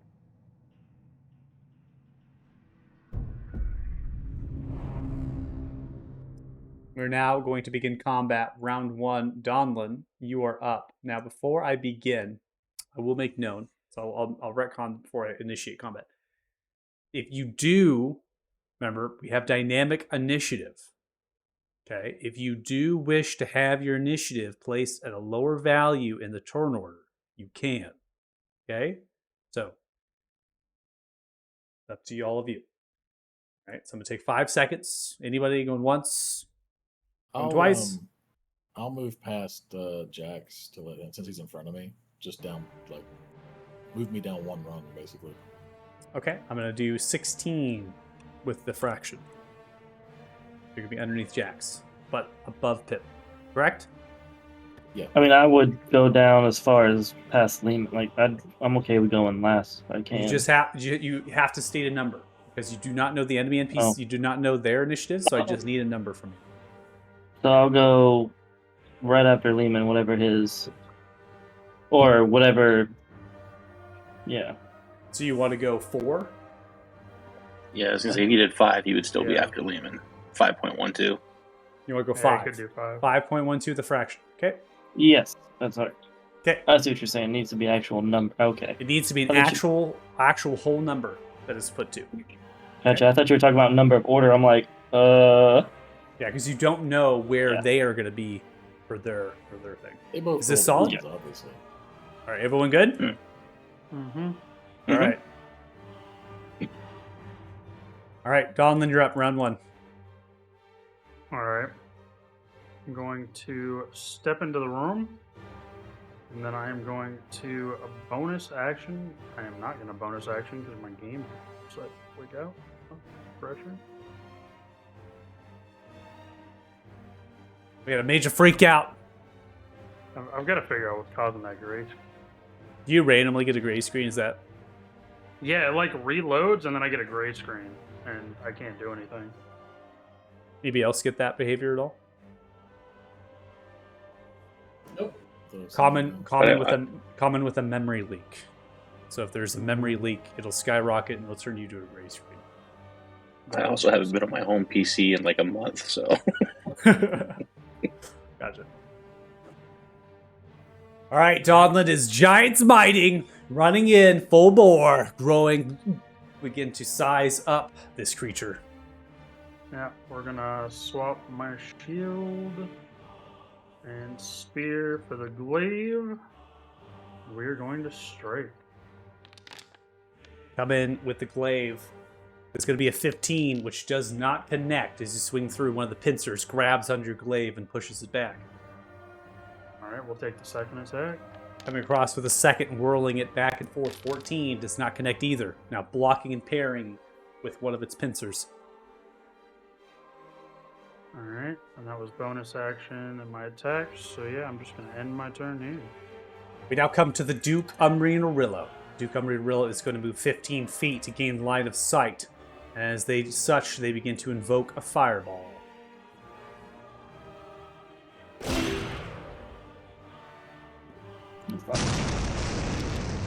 The Duke begins to sidestep, invoking with hands and channeling energy from to begin to pulsate the fireball in the direction of the corridor.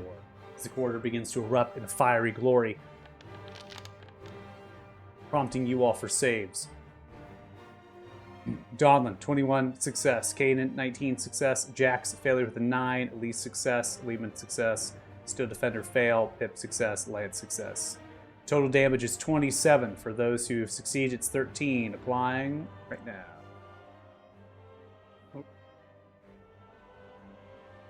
I'm going to use Uncanny Dodge.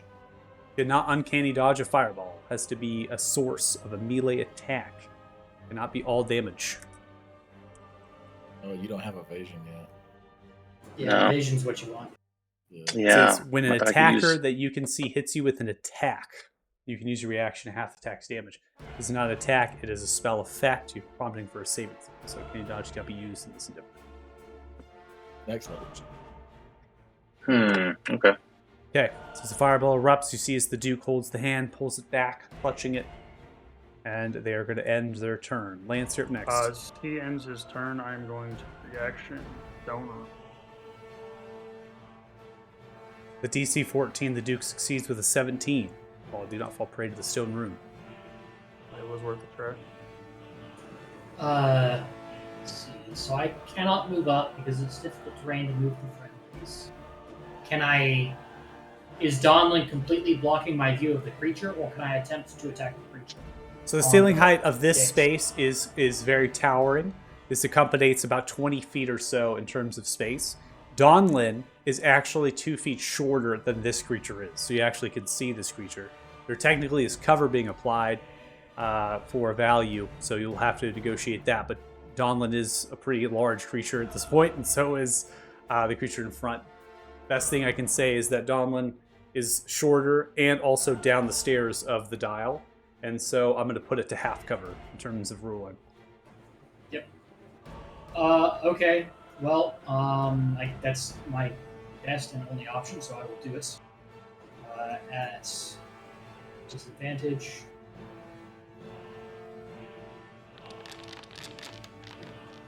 All right, coming across with the sling, disadvantage 14 does not land. Now coming across with another 22, disadvantage is going to hit. And as you Okay. land the sling here and connect, you can see that some of your damage is not dealt all the way. The creature seems to have some resistance to non-magical attacks. And I will apply a favored foe to that hit. Okay. So that should be applied to him, and I'll just roll the die manually. Yeah, we'll do the manual die for the first one. Yep. All right, it's going to take And last thing, Jax is after me. Since I hit it, I will apply a distracting strike to give him advantage attacking the big guy. Okay.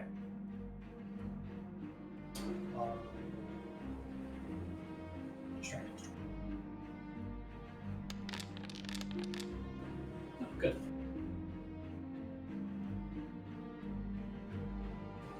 So the next Yeah. attack made has advantage, correct?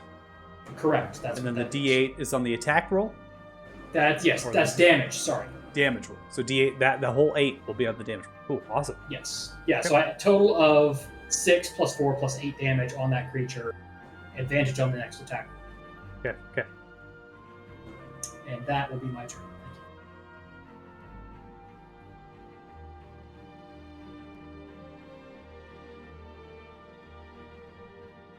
Thank you. All right, Jax, you're up next. Oh, that fireball was a little rough. So I'm probably gonna have to use my. I could have sworn I bought a healing potion. I did. So I'm gonna go ahead and use the. It's my game computer's having problems here all of a sudden after Deucem said something. Oh, geez, Deuce, you cursed it. Dead. Okay, it's not letting me roll the healing potion, so 2d8 plus 4. I'll just try to manually do it. You're not targeting yourself. You have to target yourself. I thought I did. It was a second ago. God damn it. Alright, I'm targeting myself now. And then... I don't have you targeting yourself right now, so I'll do it for you here. No, thanks. Yeah, I got you.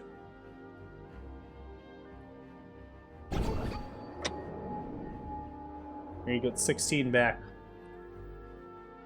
A big roll. Alright. You roll.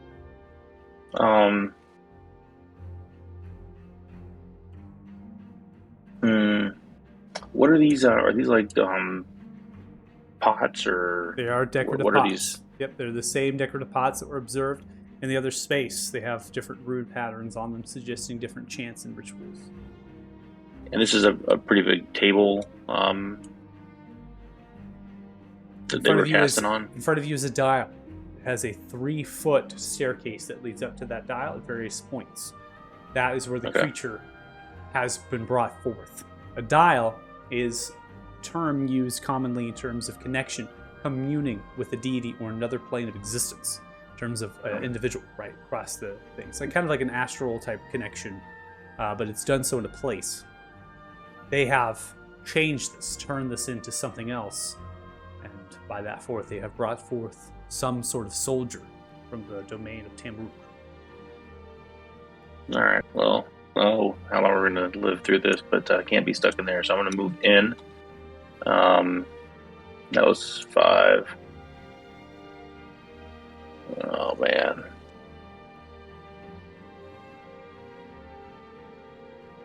Fuck it. I'm going to go attack the Duke because that was who I had advantage on, right? The big guy. You have advantage on Oh, the big guy? Yeah, I couldn't see the Duke. Okay. I didn't have a Okay, shot sorry. on. I'll move back and I'll go this way then. Okay. And I will attack the big guy here. Okay.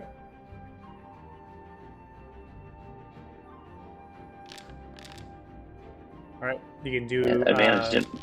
No, it didn't work either.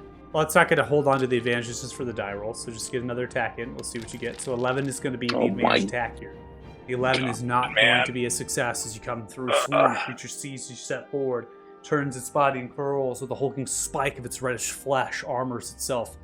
And your attack is not going to make the mark. Kanan, you're next. All right. Well, as a bonus action, I suppose I'll drink this potion because just ate a fireball. All right, 15 to you. Blood. We're going to move further into the room, give everybody a little space. He is going to target the Duke, since he's the one casting magic. You know, it is difficult to serve 2 masters. I believe you might soon pay the price of your arrogance.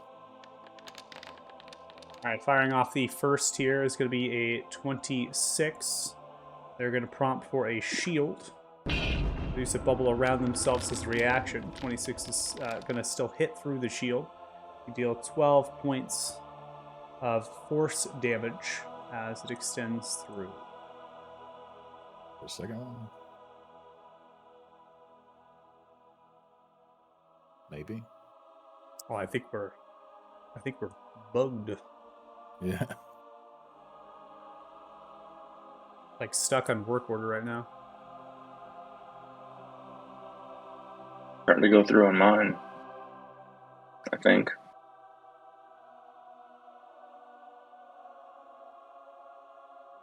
All right, go again.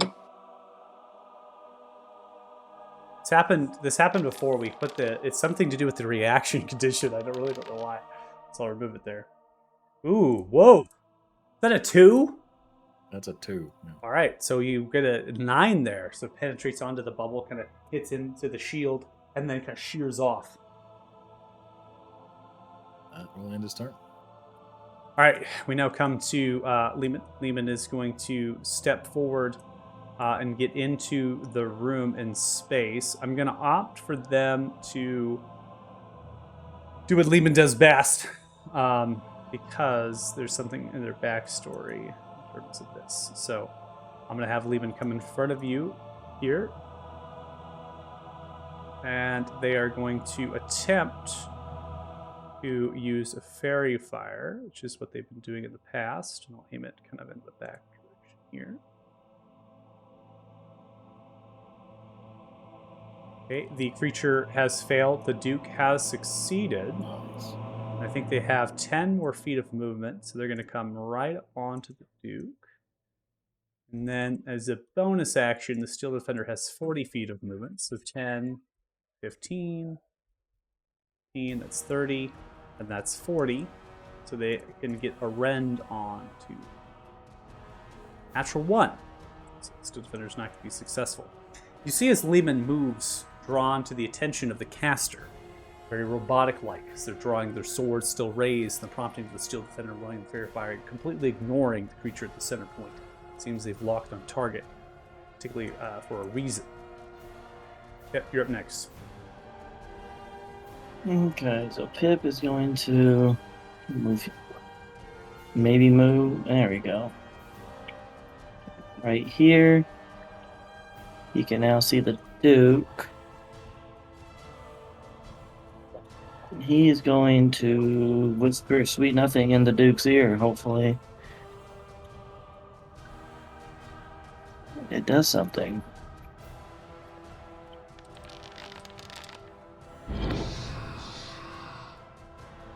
Duke is going to succeed with a 22. It's going to have the 12 to 6. Alright, and then as a bonus, we'll give it. Let me go ahead and inspire Donlin here. And then, knowing that he can cast Fireball again, he's going to go here and use his free action and shut the door. And in his turn. Reaction to go into the cell and shut the door. Awesome. That's great. That's so funny. Yeah, okay, you get it. All right, so now we are cast going. Fireball if you can't I get him. know, that's exactly correct. We are now going to come to Elise. Elise is going to filter into the space and come here to your side. Need a little bit of position.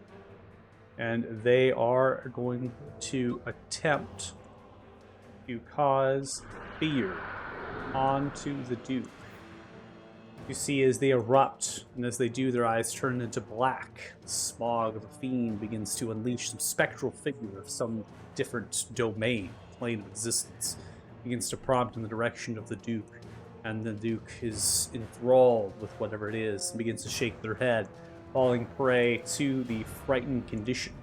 This is not the fear that makes you run away by any means. It is just simply playing on certain things around them to try to stir them and cause a distortion. They will become frightened until the spell ends. They can repeat the saving throw at the end of each of its turns, ending the effect on success. That is the end of Elise's turn. After, they're going to go ahead and move here into the corner, bumping over the lamp, and get into just the back end of the space. We now come to the hulking figure. It's lit by the lighting fairy fire. They are going to let out a series of attacks in the direction of what is around them. Caught off guard by immediately being sent into combat, they're going to send 4 attacks. 2 with the pincers and 2 with the fists. And that's going to be divided up equally to the 2 targets that are in front. Fist strike coming to Donlin first, which is a 12, and that misses. Pincer now coming through. Missing as well. Donlin, as you brace against the onslaught, the creature comes through, swinging up and down, hitting your glaive to parry the blows. Then, to Jax. Fist strike first. Natural 20. Oh. Are you going to uncanny dodge? Yep, for that one. Okay. Uncanny dodge, you're going to take the 18 down to 9 points of damage. Fuck. And then, oops, sorry, I didn't mean to put concentration. Hotbar glitched out. And then they're going to come with the pincer attack towards you. That is a 23 to hit you with the pincer. You're going to take 13 points of bludgeoning damage as you come crashing through with the fist coming top down. You're able to get out of the way, hits you into the shoulder, and then the pincer kind of hits into your chest, pushing you back, sliding to maintain your balance. The creature begins to speak telepathically in Abyssal as it echoes out. Kneel before my power! As it begins to open itself from left to right, having no fear of you all. It ends its turn. Goblin, we now come to you at the top of round 2. Alright, I am going to bonus action, use my last potion. And roll That's like gonna be shit. Because 8 points to you. I even buffed them too. So, it's literally just me rolling today. I don't know. It's Yeah. so bad. yeah. And I'm not not swinging good. with the glaive. You get the advantage from the fairy fire coming in clutchers. You swing through. 24 connects. And you deal 10 points flat. This is a magical weapon. As such, it is going to be successful cutting through the center point of the chest. The creature takes the blow and falls back slightly. Alright, and I am swinging again. Secondary attack is going to be a connection as well. 20 hits, this time summing through one of its pincer claws. Another round of 10.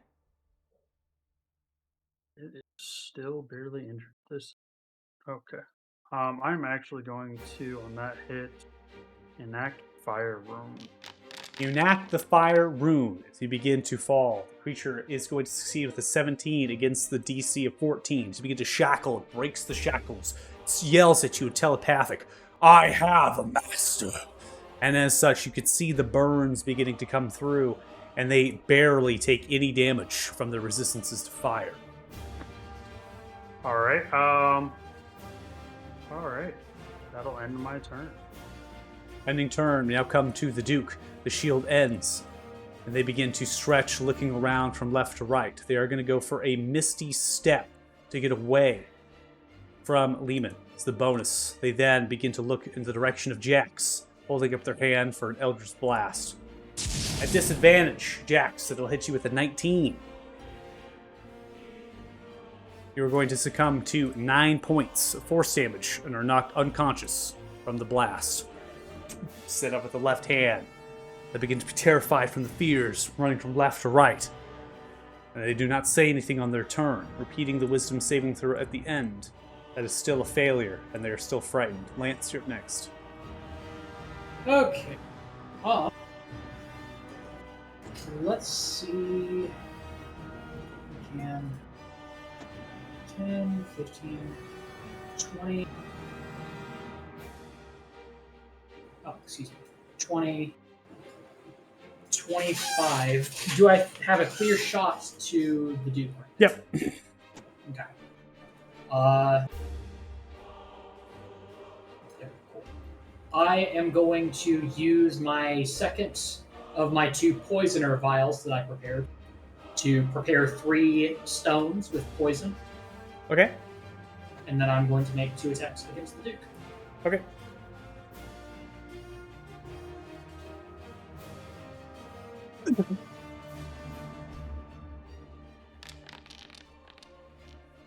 First attack is a 14. Not going to make the mark. The Duke is able to get out of the way, dodging. You then go in for your second attack. That will be an 18, and that will be a success as you connect into the Duke's center point of the chest with the sling. 7 points of bludgeoning damage, and then you can roll, I think, the poison, right? It's a way to make a Constitution save. There's no half damage on the poisoner feat. So, No, I know. I think we made an item, right? yes, we did. Oh, yeah, because it would prompt it for a save. Right? I think you can actually just click the item, and then it will do it. Doesn't look like it prompted him for a save on my end. So. No, it does. It's all automated. Cool, You can't see cool. it. Yeah, you're good. Yep. They take 8 points of poison damage upon failure, And the poisoned condition. stacking up to stack. Already frightened? Nah, they're poisoned. Couldn't have happened to a nicer guy. I know this Yeah, guy right. is this guy's super nice. Come on. Yeah, so that will be my turn. Bonus action, action movement. Okay, Jax, we now come to you. I need a death save, please. Also, you can, before you make your death save here, remember the new exhaustion rules. You attempt to take some levels of exhaustion, cling to life to move 10 feet, in addition to have one success on the death save. I'm gonna be okay for now. Where do I do the death save at? I've never had to do it. On the hotbar, you should find it in utility, or you can go into your character sheet, and it'll prompt you in the top left. Oh, there we are, very bottom there. 4. You're one step closer to death. You can end your turn if you'd like. Kanan. Right. I'm assuming I don't have good line of sight because of all the mess going on in the middle here. To the Duke, that is. Be accurate based So- on elevation as well, yeah. Down here. I'm going to assume Donlin can handle the big thing. They're both big. It's fine. He's just going to blast the Duke. Okay. Let's go. Nat Which one 20! is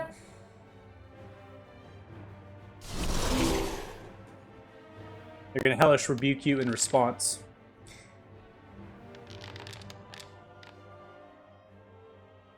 Alright, failing, you're going to take 6 points of fire damage. And in return, you're going to dish out 22 points of force damage as you blast them into the wall. I'm going to take the reaction off just in case we don't have any issues with it, potential other attacks. They take the blast into the wall, getting shred back into the stonework. They falter to the half knee, picking themselves up. Blast him again? It's going to be a 17, which hits. And that does 12 points of force damage as it lands into the left side of the shoulder. And we will bonus action Brimstone Blast.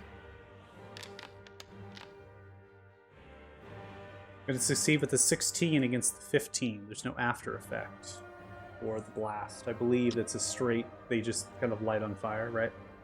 Yeah, it's all or nothing. All or nothing. Okay. Okay, and that will end his turn. All right, ending turn, we now come to Lehman. Lehman is going to continue the advancement here, going 30 feet. They're then going to focus on the caster, swing their sword at them. No reaction to take with the shield, slices down, cutting into the Duke. You see as the Duke falters, falling to the ground, bleeding profusely. They then begin to, I was going to say make way, but they're out of movement speed now. They only have 30 feet. So that's going to be it for their turn. Then we come to the Steel Defender, prompting for bonus. The Steel Defender is going to come to the side, and now it's going to come in for a rend. That is going to be a advantage 14 miss, and that's going to be the end of Lehman's turn. Pip, you're up next. All right, that's gonna open the door.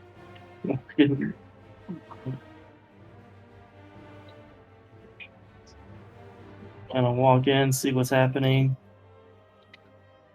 Oh, see, Jax is unconscious, so he's going to healing word him. My last spell slot for the record. All right, 8 points to you, Jax. You are no longer dead, but you are prone. Okay, and then he is going to talk shit to the demon. Creature succeeded with a 21. It's not impacted by your harsh words. Rude. And then he's just gonna, well, seeing that he's dead, he's just gonna end his turn there. All right, we now come to Elise. Elise, the Duke is dead. Elise begins to make all of their movement speed here to 30 feet to come around. And they then are going to look at the creature as well as the Duke's body. Seeing the Duke is dead and looking at the creature. They are conflicted for a brief moment, then find some resolve as they look at the creature that has been brought forth. They go and attempt to cause another fear at the creature. Attempt. Creature will succeed with a 25 against the cause sphere and has no effect as they unleash another spectral energy at it. That is the end of their turn. We now come to the creature.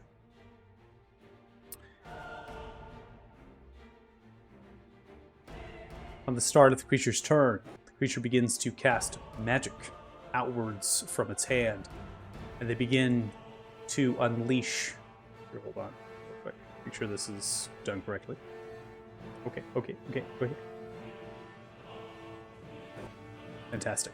That's what I wanted.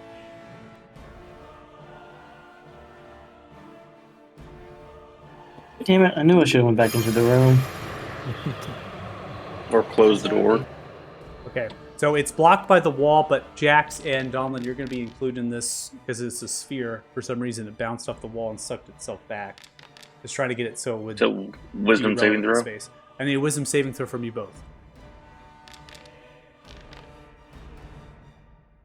A better wisdom saving throw from you both. I got a 19. Actually, no, yours is fine. I got a 20. It's not my knife. Okay, Lance, you have failed. Jax, you have failed. The other two have succeeded. This is a confusion spell. The spell begins to assault, begins to spread delusions on a point within range. Affected creature can't take reactions and must roll from the confusion table at the start of each of its turns to determine its behavior for that turn. I'm going to see if I do have a confusion spell effect. On CE, I don't. I'm going to create... actually, I'm just going to put the charmed one because that's the easiest one just to slap on. So we note. Now, how this is going to look like for you all, it's simply just going to have a die roll, and then that's going to determine the outcome. Okay? So it'll be a D10 on the die roll. All right. Okay. That's at the start. At the beginning of our turn. And that's at the beginning. That's the end of this creature's turn. We now come to you, Donlin. Donlin, you have wiped off the confusion. You were not confused, and you look towards the creature, who is concentrating confusion, turning towards you to defend itself. We're gonna stabby stab. Coming for a stab. That'll be a success with a 23. You're able to connect, dealing 11 points of damage. Creature succeeds Alright. on the concentration check. Second. Second attack. Donlin, complaining about their attack rolls all night long, has just been hitting this creature nonstop. Only because of the advantage. My other dice is always like below a 5, so. Bonus action, Polar Master, hit it with the back end. Okay. Let's see. 17 will hit. Go ahead and just roll a d4 for me.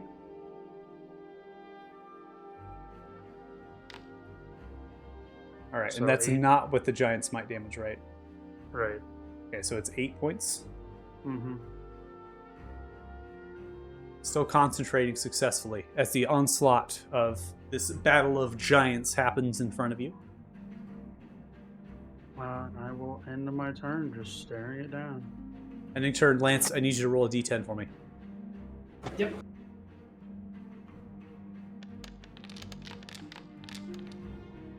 All right, so we have an 8. Okay, the creature uses action, I believe, to make a melee attack randomly. Well, there's only one person within 5 feet, Only so. one person. Yeah, that's not great. But I have a sling in my hand, so melee attack, I just punch him, I guess. You've been trying to slap Donlin all night, as well. Yeah, it's That's just fair. got vengeance in my blood. Yeah, so just make a strike check at Donlin, because it's just an arm strike. You can't really hit him with your sling, so. Yeah, that's not going to land. So as you come swing through with the confusion, you then come walloping through, and you can see that you're just slow to react and through Donlin's quick and kind of movements here. That's going to be it for your turn. I need you to make a wisdom saving throw. Yeah, because you ended it there. Okay.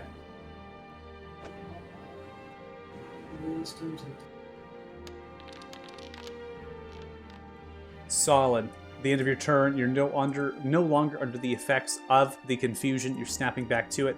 Unfortunately, you have to go past your turn there. Jack, Snap now back to come you. reality. You're prone. You're confused. D10. Oh, we get a 9 here on the roll. Creature can act and move normally. So you have your turn to do as you please. Well, you know, I don't give a shit about anything now. I'm attacking this month. Okay. Are you standing up? Yeah, of course, yeah. Do So I it have from my the movement ground. to stand up. Yeah, half the movement to Jujitsu stand up. guard. Yeah, I'm going to the guard. Judo. You're doing judo. Gets the feed, the demon.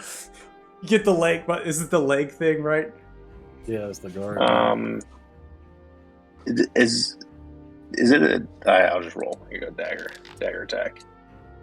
19 is going to hit. That's going to prompt the sneak attack. Now resolved. You come through, dealing 20 points.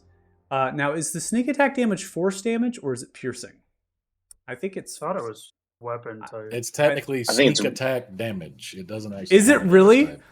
Yeah. No, Yeah. I swear it was of the weapon. Hold on, I'm looking right now. I gotta consult it. The same as the weapon used to deliver. With a finesse or range weapon, getting advantage. Same as the weapon used. Yeah. We should probably change that to piercing instead of force damage. Okay.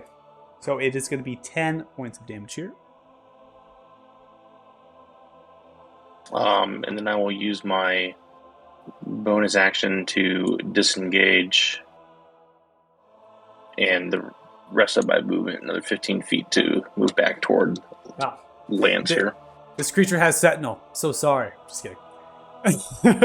Jesus Where are Christ. you going? Like a crab, I mean, just that salted with some that would salt be bay. my night. Comes at That you. would be my night right now. Go ahead and make a wisdom saving throw for me, Jax, as you disengage and move away. At the end of your turn. This is for the confusion. Fortunately, you're still confused, and we'll have to do D10 at the start of your turn. Kanan, you're up next. All right. Well, there's only one target left. Jeez. 15 is going to be a miss, aiming towards the hulking of its shoulder with this flesh sinew of bow. Not again. Next blast. Jeez. 12. Firing once, firing twice towards its hulking Got shoulders. Donlin's rolls. Mm-hmm. Because Michael said something, so somebody had to start getting my rolls. I will bonus action. Oh, wait a minute. Did I already use that? I've already used that. Yeah, never mind. I already used that. No, that's the end of my turn. Initiate macro karmic dice. Everyone fails. No. Lehman begins to approach here. We'll have him come into the side, and they are going to begin to attack with their sword. Their sword is enhanced, which means it's magical here. 26 is going to connect. They deal 10 points of slashing damage. And then they're going to come in with the second attack. 21 hits, and they do 9 points of slashing damage. Let's As they begin go. to rake on the sides. Now the confusion's still up. They prompt bonus action for the rend, and that is going to be 25, which hits. They do 9 points of force damage.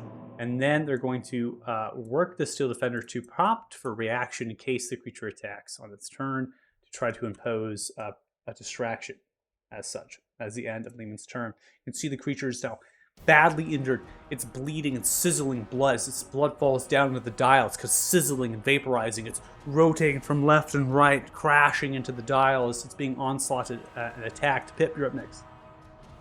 Alright, first I'm gonna take a potion.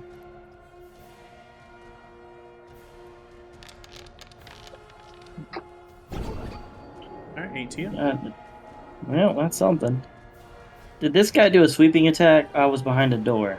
Does anyone know? Does he do that? Well, I wouldn't know. Why am I kidding? Pip wouldn't know. Don't answer that. So fuck it. Creature does not have a tail. Oh, fair. Let's see. 20, 25, 30. I'm gonna get behind it. And I'm going to use his trusty sword that he got. 'Cause he has nothing else he can really do.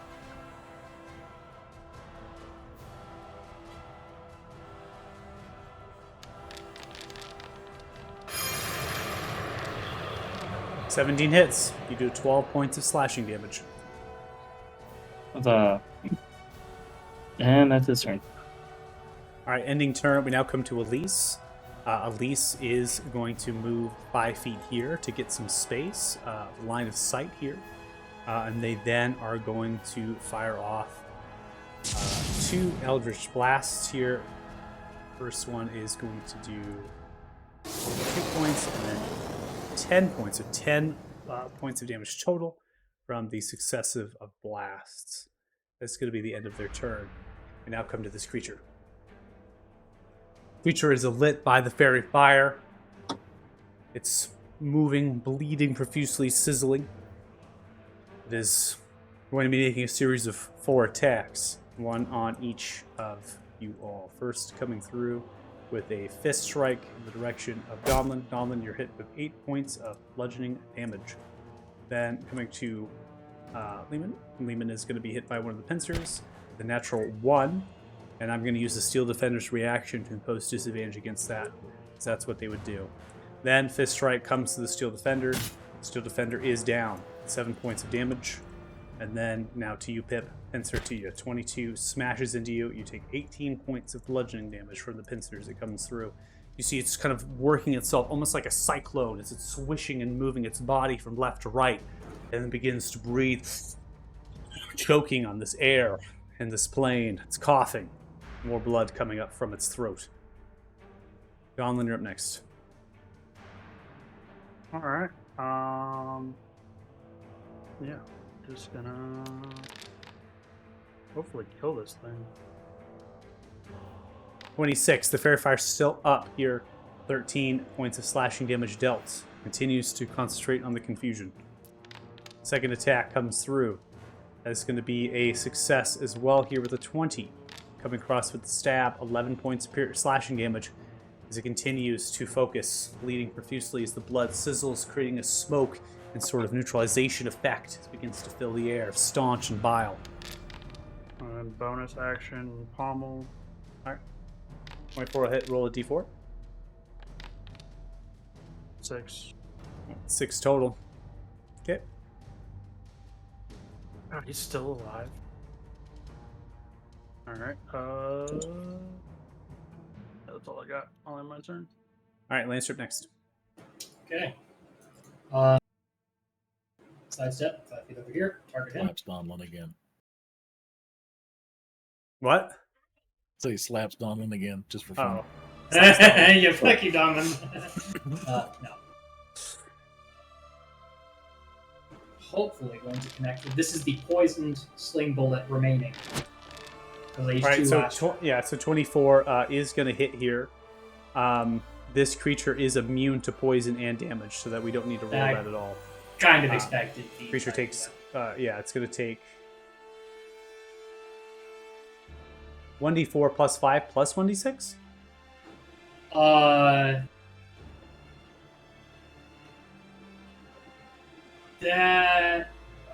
Did it remember to add my favorite foe from the Hunter's Mark thing? Yeah. That's where that's from. Yeah, so that is Okay. correct. Okay, I just want to make sure. All right, takes 4 points of damage from that. Yep. And I have one more attack, which is a terrible roll. 14 is not going to land. However, we have flank rules being applied. 1, 2, 3. So technically, right, you're at flank 2, so it's going to be plus 2 to your attack, which is a 16. Fortunately, the 16 is not going to hit. Yeah, okay. And that is my turn. All right, Jax, please make a d10 roll for me, please. And thank you. All right, we got a Stab 2. plants in the back. You do not move or take any actions this turn, unfortunately, but you can make a wisdom saving throw at the end.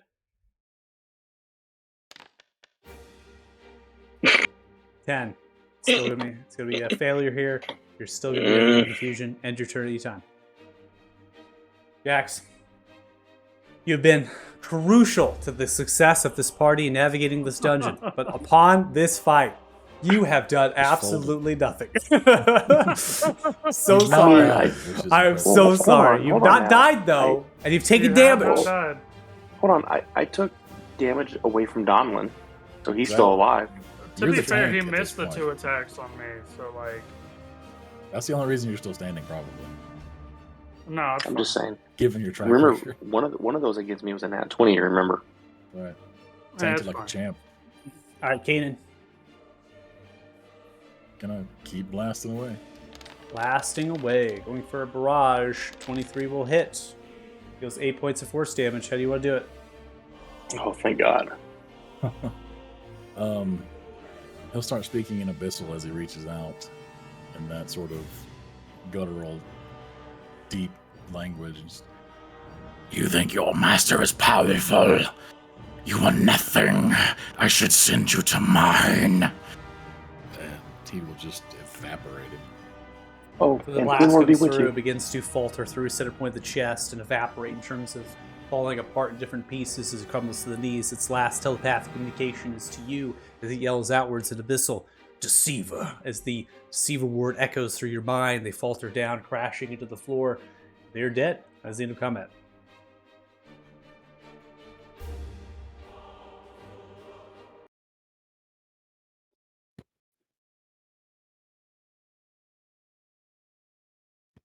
Okay, let's go check out this body.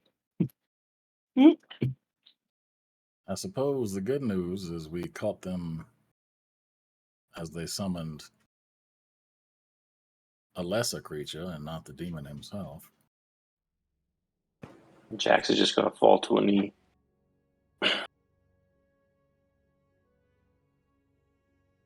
Make a wisdom saving throw. It's going to be below a 10. What does it do? I'll just say charmed. I'll give him a Right. medical punch. A medical punch.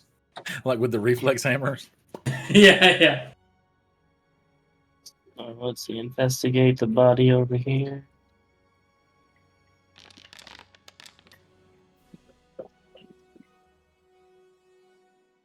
Mm. All right, gotta give me a little bit here. I get my ducks in a row. Oh, also,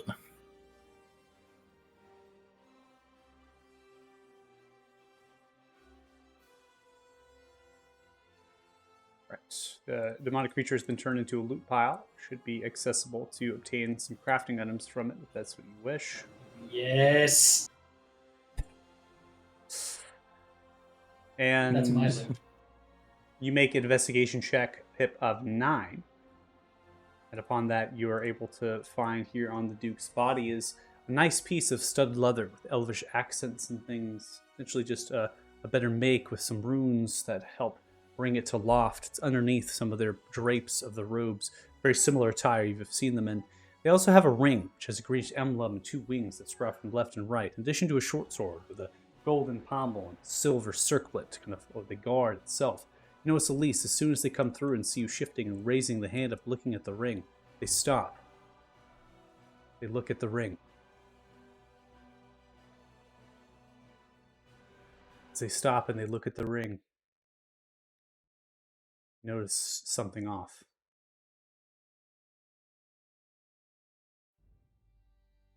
Why does Arillo have my father's ring?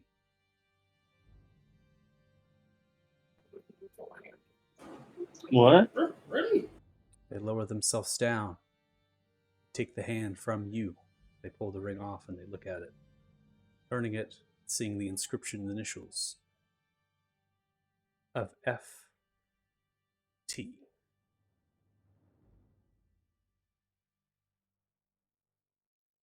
Clutch the ring. Put it in their pocket. What's that do?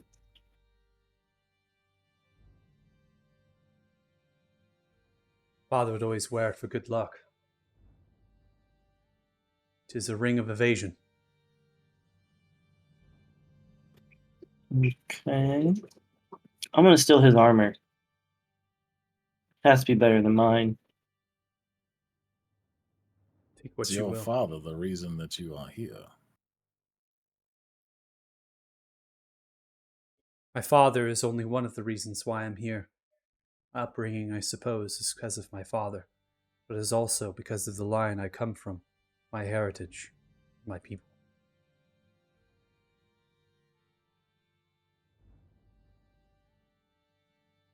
My line and my patronage is to Sul-Katesh,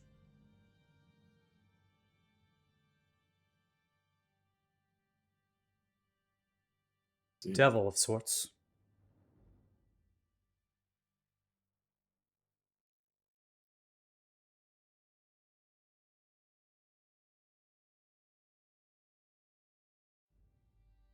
That name, I'm assuming, rings a bell. Do I need to roll for that?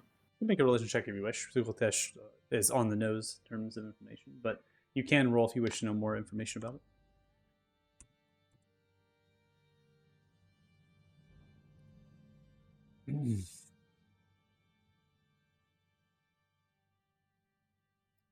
So Sulkatesh is actually a name of canon. There is this in canon, but Sulkatesh is homebrewed in this endeavor. Like most things, a placeholder for some of this overarching stuff, and does have a level of truth to that canon. Sulkatesh, in the context of this, is not someone that would assume all power, like many of creations of deities. This one was created. They were a keeper, someone that claimed secrecy of knowledge and mastery in things. But per their deity that created them, they were a peacekeeper in some regards to wars between. And they have maintained that value for millennia. Anyone that would give patronage to Sulkatesh would be one that would also fall within the ideals of keeping peace in some regards. Now, it's a word that's hard to use here in the context. You saw what they did in terms of the innocents that were caught in the wake. So when I speak of peace, I speak of peace in a linear fashion between planes and domains. So if we talk about demons and devils waging war, eternal wars, even though this one would try to go for peace, that often leads to more bloodshed and war. So that's what you're getting from your religion check. A neutral party in the realm of things, in a way.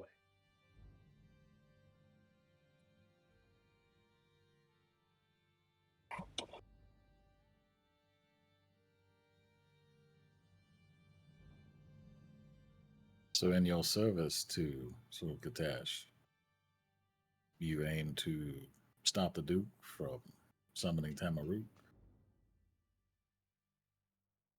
The reckoning was not familiar of what Aurilo's dealings were.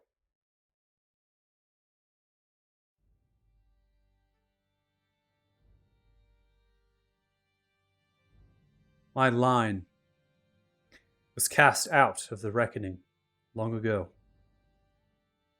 hidden in secret. My father wished to bring us in, back into the fold, and away from further persecution, to bring our knowledge and our secrets, as the one we pay patronage to seeks. Restore some fashion of peace. We brought back into the reckoning, to the positions that my father once kept.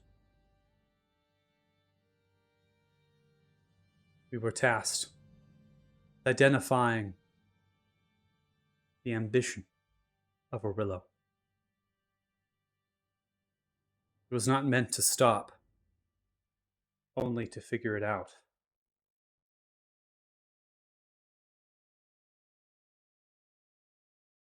Information gathering, I see. Well, I suppose you have accomplished that task, even if we have otherwise prevented it from occurring.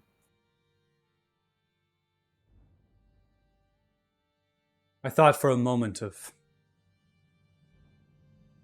leaving you all here. It's my job, seemingly done.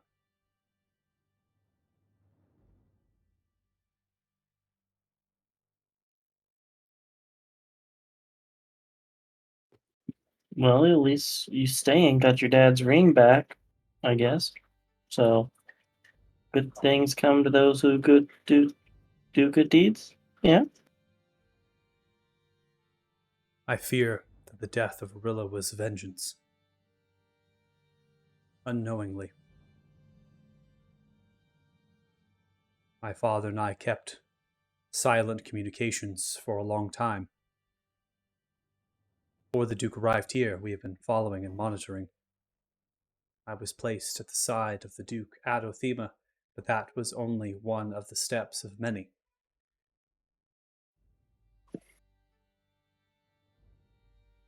My father made home in Othema so that we can communicate back and forth. If there was ever a need to arise, get me out, as well as to provide any information I could find. The ambitions of Orillo.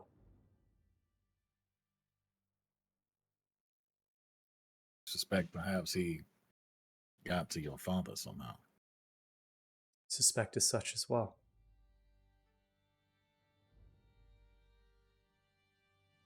Seems a strange place for the reckoning to have a placeholder. Holy city of Othema.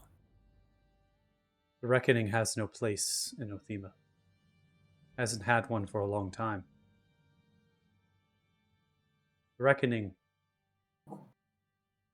meets in secret. Invitation is not extended lightly.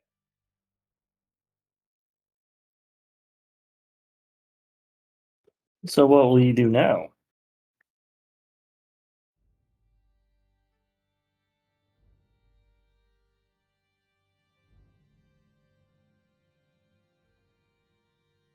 This village is without leadership from the Duke.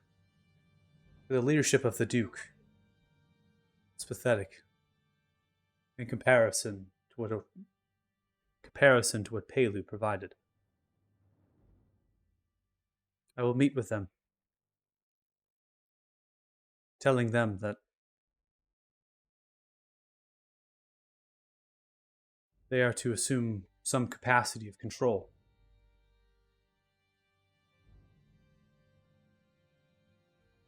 Hopefully, in their kind heart, they will forget my involvement here. For I am to return the information that I have uncovered.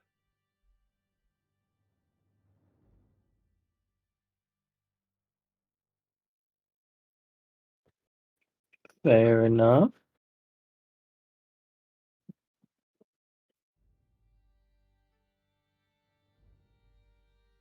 Yes, I suspect Pelu will do just fine. Running the town. He does seem very intelligent. How deeply was the Duke actually tied to the Talthars? Do you think they're going to investigate his untimely demise? Only if they know about it. Given what I observed on the desk in the alchemy. Word to the Talthars has not spread. They would not know of anything that happened here. That is true. Given the names on the list underneath sacrificial statue, I noticed a number of them are villagers here, miners. I do not suspect they will pose a problem. They are sheep amongst a wolf.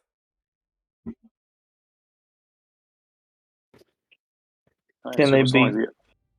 As long as the iron's still flowing, the Talthars would probably not care to investigate up here for anything.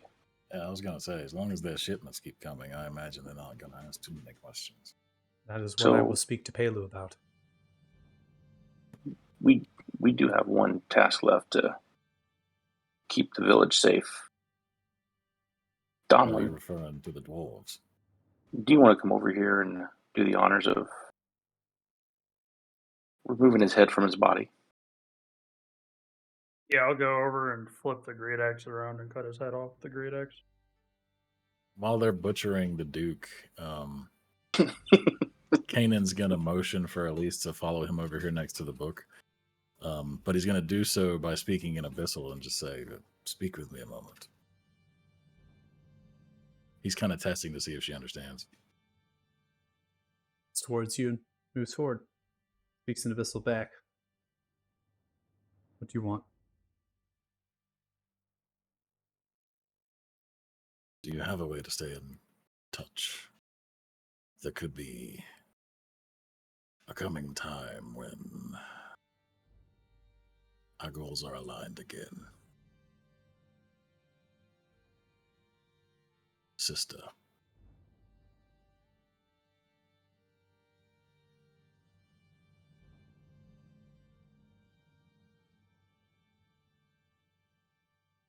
I can speak to Pelu. I've heard that they have sending stones. I will attempt to obtain one from them.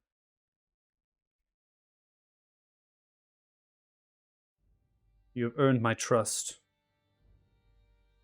You have not earned my heart.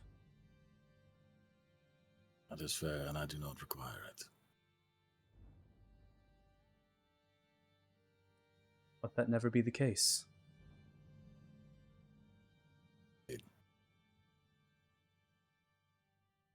And then he would just switch back to common nonchalantly. So anyway, I was about to examine this book. It's rather distasteful thing. I believe it was summoned from the plane where Tamaruk resides. I thought I might give it some study. This one here. I'm assuming this is the book that I was reading about upstairs. It's not. It's not. Oh, what is this? This one has silver sorts of bindings and a black leathering. It has a couple clasp and hinges that potentially could be locked. It is not locked by any means. It has some art and decor of abyssal writing upon it, and then you're kind of making way, just kind of opening the book. It's unlocked, and you can see that it is a spell book. So this actually is a book of spells, suggesting that the Duke is not just a warlock, but also a wizard. Mm. So they keep a volume of spells. There's not spell scrolls in here, just spells that can be learned by a wizard. And it does have some copying over of rituals and things that are observed in some of the books here. Now, if you take enough time, you could potentially learn how the style works and summon things. Yeah, so given that, and just the fact that it's valuable, at least, he'll take the book to peruse later. But now I'm curious where the other book is. And we still have one hallway we haven't gone down. I don't. You did not. You didn't happen to find a key on the body, did you? There's still that door that we couldn't unlock. I didn't see a key. Did you search the body well, Pip, or were you just going straight for that armor? I've seen you eyeing. Well, there was armor, there was a sword, nice sword, but I already got one of those, and a ring that Elisa took. That's how I really found.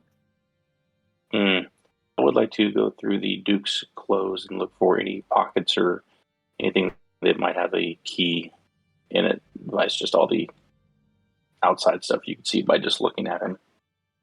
And make an investigation check. Of course, why not with my rolls tonight? 9. So you're basically Puppy's getting, Oh, yeah, you're motherfucker. getting the same sort of understanding. A nice piece of armor, which I believe you've taken, right, Pip? I definitely took that as a There's note that myself. nice short sword, and there was only one ring that was on their body. And that ring was taken by Elise. It's their father's ring. Kanan, I've put a placeholder item into your inventory because you haven't really gone into the spell book of Rillo. Just know that the books on the podiums are just kind of copy overs from the mixture of stuff that was in the actual scroll and this book, right? And so they're kind of just copying over and things and such. It does also mention in this book, and one of the rituals in here that's not in the scroll, not having it in your possession, looking through it, they speak of these dark ones. And the dark ones seem to be conjurations fueled by sacrifice. The ashes of individuals sacrificed and put together, wielded with magic. And that description and vivid imagery is exactly what you have faced from those hideous creatures with the rods and the tattering. Now, the rod that you looted, it also talks about the rod in this book as well. They refer to this rod as the rod of Ma, because it calls forth a Ma demon from Tamaruk's domain, which is, in layman's terms, a dog. Now, the rod that you obtained, the runes on it and things, can it be used by you? Can it be attuned to by you? That's tough to say, right? You haven't spent enough time with it, but you do have that in your possession, and it does describe how to use it. So,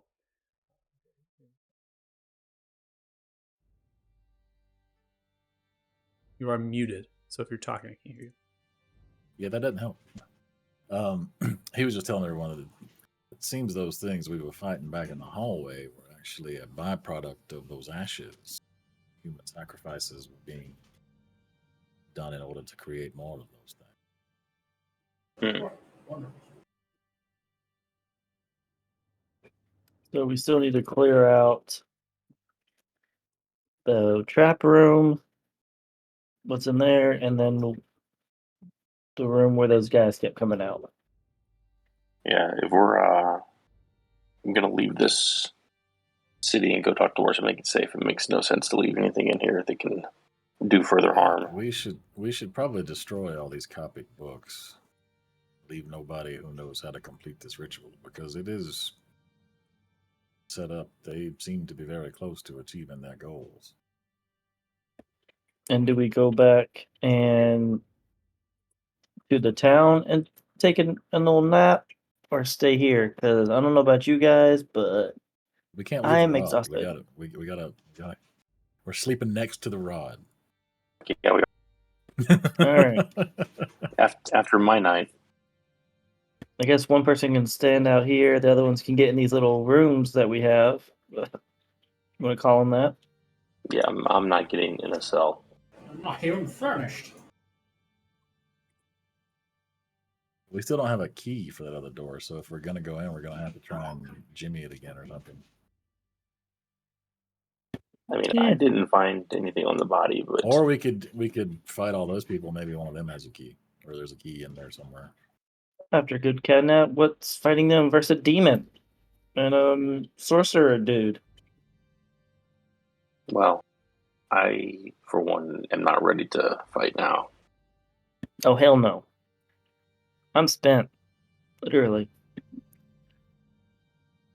The only danger we've seen in what we've done to this point is through this door that has a rod on it. I don't think anything's coming. I think we're probably good to take as long as we have watches, a long rest. Yeah, well, Lehman can. He's rather good at keeping watch since he never technically sleeps. Very true. He can startle us if something comes along. So, as we're winding down our session for a rest here, we went all along here to get through the combat and stuff and the lore. Lise is going to depart. They're going to take their leave. There's no reason for them to stay. They want to get out of here as quickly as possible and head over to Peluz. In terms of time, I'm going to advance the time clock as well. It's pretty relevant towards, it hasn't been that long in terms of things. Note how long the Duke, though, has been indisposed, and that might put in terms of timetable based on this ritual, and also how much effort they've gone into to make this thing happen. So Lisa is going to depart, bidding everyone farewell in short and simple things. Before they kind of depart, they look towards you, Pip. They put a hand on your shoulder, and then they simply walk off. Once she walks out, he just turns and looks at Jax. Still got it. I think that was more out of pity and sorrow for you than anything else. But take it as you may. Hey man, a win's a win. A win's a win. So everyone can take, looks like a short rest is what we're doing here. So you can all go ahead and take a short rest for this hour. I'm going to advance the time clock for this hour, and then I'm going to calculate experience points for you. I thought we were doing a long, but okay. If you want to do a long rest, that's fine. You're all camping out here. Was that the plan, or are we still sticking to the short? I get basically everything back from a short rest. So that's up to you guys. Same. I just need hit points back, so that short rest works. But if you need a long, I got literally no spell slots left, or anything. Although we'll get my inspirations back. I mean, we only have like 3 things left to murder next session, plus whatever's behind the other doors. So Probably done the bulk of the work, I would assume. yeah. The bulk of the work. Guys, playing this like an MMO. We got to clear it. All right, I clean it, kill all the trash mobs. All the They're trash XP, mobs man. got to go. That's free farm, Get the baby. trash loot, that's money. I mostly just want to know what's behind that locked door. We can't find the damn key. I mean, Jax could be able to pick it because even if his Yeah, thing we gets could try destroyed, again, yeah. Lehman If can he could- just mend it. Yeah, I if you like- could just I roll am- above a 5. Brother, I am not rolling anything else tonight that I don't have to. Even my short rest. I used all my dice in my short rest because I didn't roll above a freaking 3 for the first 2 of them, or first 3 of them, or something like that. Sounds like a personal problem. You should do better. I fucking feel I that. should. That's fine. Tomorrow I'm gonna get fucking mollywopped. So I hope so. That's the only reason I tune in is to watch you die. I know. Never. I lied.